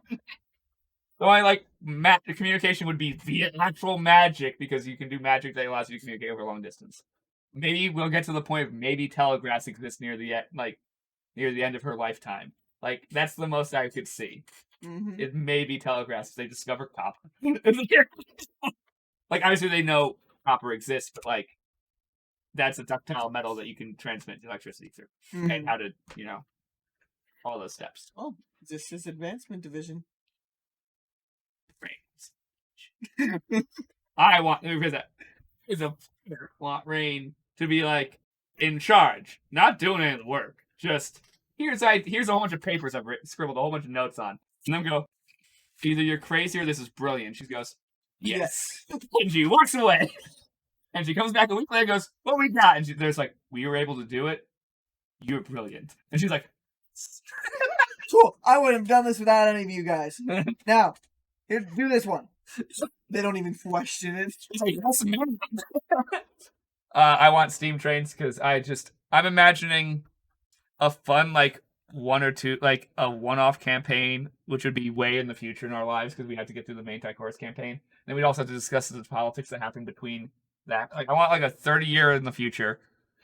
First, you got to survive and win my campaign. I'm well aware, Brian, there's a whole bunch of things in the way of it first. But it's just the thoughts I've been having because it's easier to have thoughts about a campaign 30 years in world in the future than it is to have it in its current existing form. Mm-hmm. It's the if we win, there's some things that like are kind of like check boxes. If we win, are probably going to happen. You know, like if we win, most likely the queen will be like, "Thank you for saving the fucking world. Die now." And that will probably be beneficial for all of our statuses as people. You know, it'd be funny if, since we are establishing a multiverse in my universe, if after we beat the campaign, or you guys beat my campaign, you guys would technically, theoretically, have access to do one-shots in any version of the multiverse. So, like, if this happened instead. No, that's what I'm saying. So it'd be fun to write, and I have ideas for it. Like 30 years in the future, steam trains are a thing. Thanks. Did you spell topic wrong? No. It'd be interesting to like, steam trains we write the story of why steam trains exist and the fact that like, okay, steam trains exist. Like now instead of taking 3 days from Ladris to Zista, now it takes a couple hours. Because trains can move at 50 miles an hour instead of, 10. The Gandits of the Grasslands would have fun rating those. Oh, the Gandits would be gone. They will always survive. That one, their entire tunnel systems collapsed on there. They're given a choice: acclimate to normal society, or die. Just floods their tunnels. Yeah, it could be one of those like moments, like from like a movie or something. This means like you have a choice: become normal people, stop your ways, or perish. And I go, you will be the resistance. Take you down. His hands fucking ceilings in clashing like. It's like, it's not that hard. Explosives do exist, I think it wouldn't be possible to kill all of them at once. I would start a resistance group against you. Well, I want for the Gandits. Everyone else who's no longer being attacked by the Gandits is like, thank you, Governor. You killed the people who stole from us. Rain slowly creating a capitalist society. No, that would be what happened. It would be her. Slowly creating the United States. No. An ideal capitalistic society. Ideal United States. Actually, the political system I would rather use would be closer to the UK's political system because it makes more sense in world. To keep a queen figurehead? Either keep queen figurehead if she allows that. Because she'll be given the choice. That's the 30-year in the future idea. Is the queen after the kingdom would in my brain after we win the game and we save the world, Zista would hit an industrial revolution and be like, we need more resources because we're building trains and shit, and that takes metal and coal and oil. We need more shit. So I feel like Zista would quickly try and take the very close bordering kingdoms, especially the ones that already kind of don't like Zista to begin with. So it's like, just eliminate these threats. Which would be Zista could then effectively become the only kingdom within the Duress province. That would be what essentially would happen. Silcal Duar and the Crescent Moon Keep. They'd take that and probably like one kingdom just past dwarves and humans. Yeah, but they would. In my brain, they'd take that space. Rain would maybe be the noble who's in charge of it because she likes glory, and the rest of the nobles like sitting in a castle. And then I don't know that I haven't met the rest of the nobles. That's why I'm excited for the party to figure out if any of them are like if they're all goody two shoes, useless, or like some of them actually like have a want for glory and power besides just like the people who like their family is military, like Broderick's family is. I love how much you love Broderick. Well, Broderick's an interesting character. I don't think he himself is a noble, but his family might be, and I don't know. And it's fun. We get to learn. Like I might get to learn these things eventually. You are so obsessed with Broderick, and I love it. He's an interesting guy. He's interesting. He made a fun character that's easy to write off of because he's those couple like very basic character traits. I know he could be, he's deeper than that, or he's not, and you just went, nah, fuck, we're picking 3 character traits and we're just leaving it at that. I know it's not 3, but that's just like the joke is you pick 3 character traits and people are like, cool, I can work that into story easy. And he's the time you guys have had to interact with him, he was he added a little bit of extra elements to the conversations that were going on. He's an interesting person, and I think he's very loyal to the queen. But I think he's more loyal to the kingdom and power than anything else, which is useful. Because a man who wants power over loyalty to a person is a very easy person to be like, okay, well, she's not going to be in power anymore, and be like, will I be in power? Yes. Okay, let's work on this deal.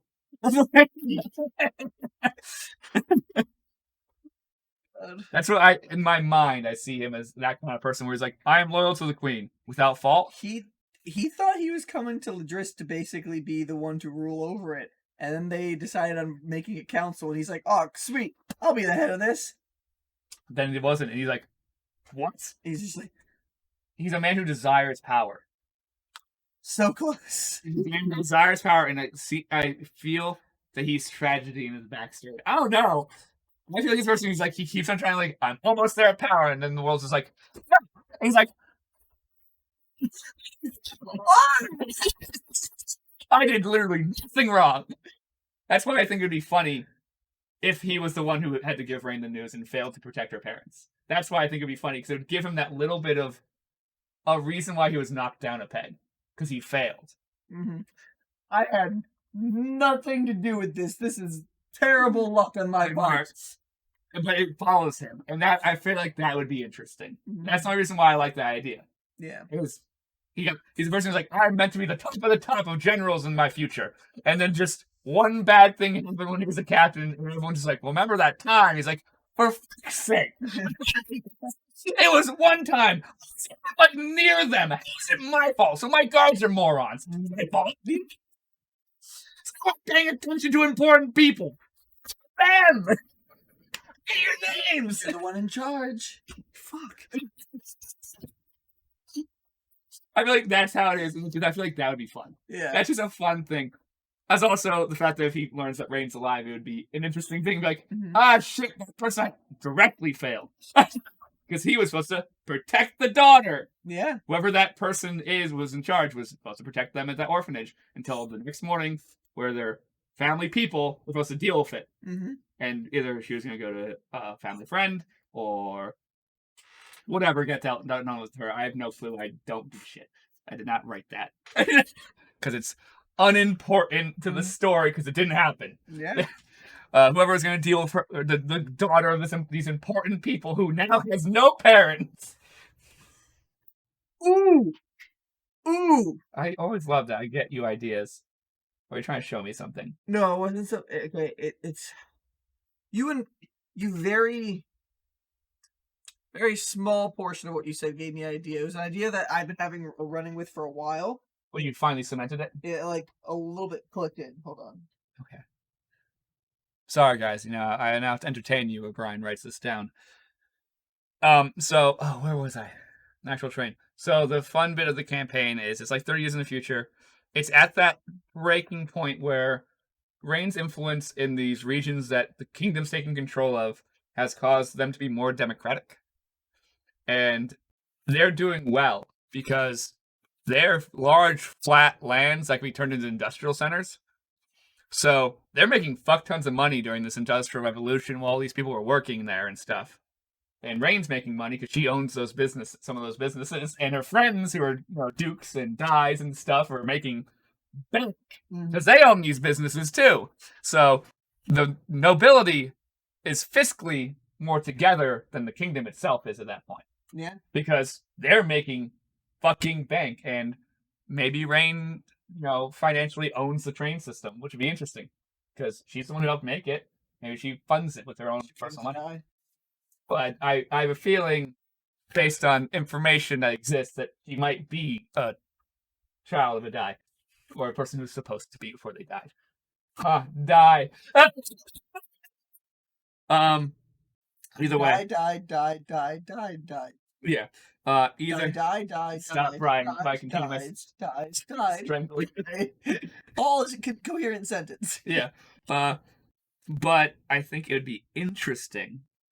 We're on train of thought. So she, political power gaining from helping counter kingdoms. Maybe that brings her political rank up to more of a duke or a duchess because she's a female. Mm-hmm.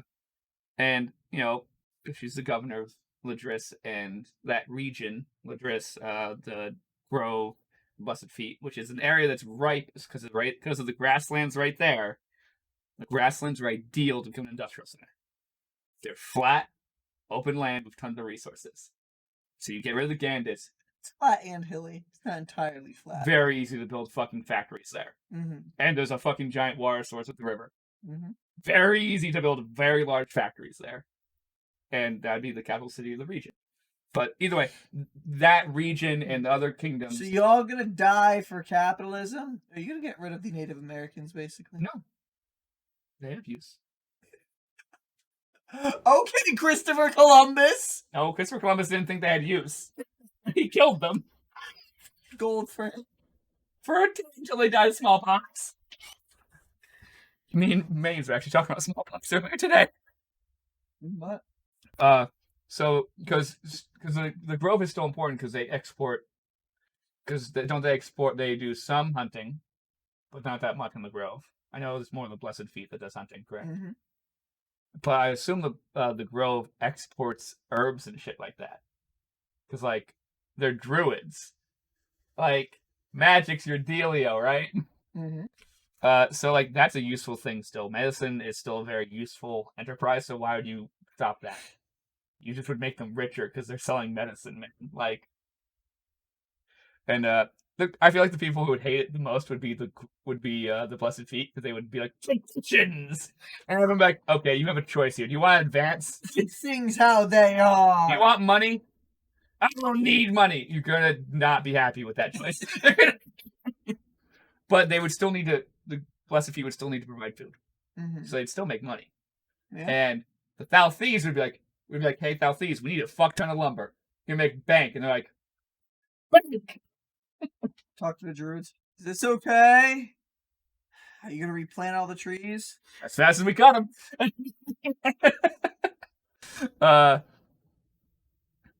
Bring back up Jemima and Uncle Ben. Uncle Ben's gone, guys. I'm sorry. Got killed, remember? Mm-hmm. That's why Spidey's all angsty. It's gonna be an interesting future moving forward. But it would be interesting, that. So the nobility has a lot more power than they've ever had before because they have money. They have fuck tons of money. They're spending it in the city and whatnot. So the city's doing better. But the Queen's is like, is the world passing by? So it'd be one of those things. Would she choose the power struggle or give up some power? Honestly, I don't know her personality enough to make that decision. Yeah. Because it'd be like... There's a lot of factors that could go into... Oh, yeah, that's what would be interesting. And Reign would eventually propose, especially if she took another kingdom during that time. She'd hope to be the first Grand Duchess. A higher rank than the other dukes and duchesses. Owns an entire kingdom. Subsidiary? Yeah. Well, it's because she's now conquered so much space, and the Queen, it would be hard to govern that much space, She's never governed that much space before. It's new. So, Reign would be acting as a very loyal person because she would... They were border wars. She tried to own other land. That's the key. Is Reign finally takes it. Mm-hmm. She can, especially with the train lines and stuff like that, you can move troops at a speed that has never been seen before. Mm-hmm. So, she takes the spaces. The Queen's proud of her. And shortly after, like a year or two after that, Reign would say, I believe it is time, based on how large our population has grown, that the people need to help govern. And the Queen would be like, here's my proposal. Listen to me. You will remain in power. But I believe there should be a parliament. Partially voted in by the people. The other part is the nobles voicing their opinions in business. And it'd be the Queen's choice if she takes that deal or not. And I could just kill you right now. Reign would be like, and I die a martyr. And I'll kill the people who support you. You can't kill an entire kingdom. Bet? Reign would sit there and smile like, bet? Queen's about to just freaking... Now her like, okay, I'm leaving. Because the key is... Since she's been in power for so long. I understand, but there's also because of Industrial Revolution, the guards need to be trained in new weapons. Reign don't help and her friends on the factories of who builds weapons. Who needs to train the guard. The guard would become more loyal to the industry. than the queen because they pay them better. Now, what happens when powerful political figures get murdered?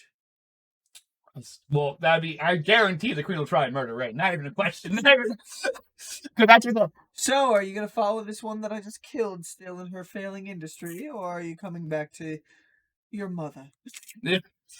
It would be a fun political game for a little bit, but I feel like we would go. What's the political game?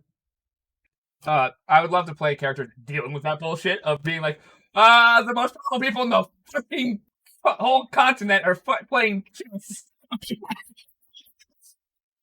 We're all goddamn pawns. That would be fun. But in my Roderick in that world. That's the key. Rain wants Broderick to be on her side. Because you get Broderick, you get a whole bunch of the guard would want to follow him because they trust him. And if Brackett got named a general after saving the world, you have 2 generals. I don't know how many generals there are because it's not been common knowledge that's been brought up yet. Mm-hmm. But having 2 major generals would be interesting. As well as all the nobles would have their own, because all of them have their own militias pretty much for defense. But Rain would use the guard. Because they're everyday people. She'd rather have everyday people trust her instead of using private. There's the army, and there's the guard, and then there's the private sector. I know. Rain would use the public guard, so that way she can connect with them, and they can trust her. She's already fucked a lot of them. Only in Zista. But it would be an interesting concept, and the concept is, what does the queen choose?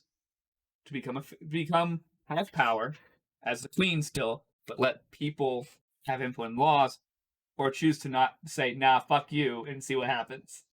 Yeah. Because if you get the nobility on your side, it could be a game over for the queen.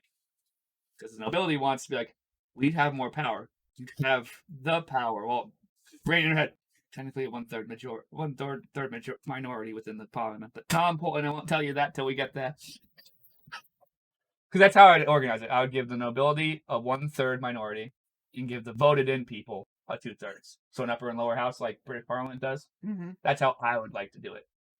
And then you have equal distribution of representatives for MPs. Does part of your brain wish the British Empire would still own America? No, it was just... It seems like you really like the British system of... No, Parliament was easier to put into the Italian kingdom because it's a fucking kingdom than it is... Because I'm like, if the Queen stays in Parliament, you'd have a Parliament.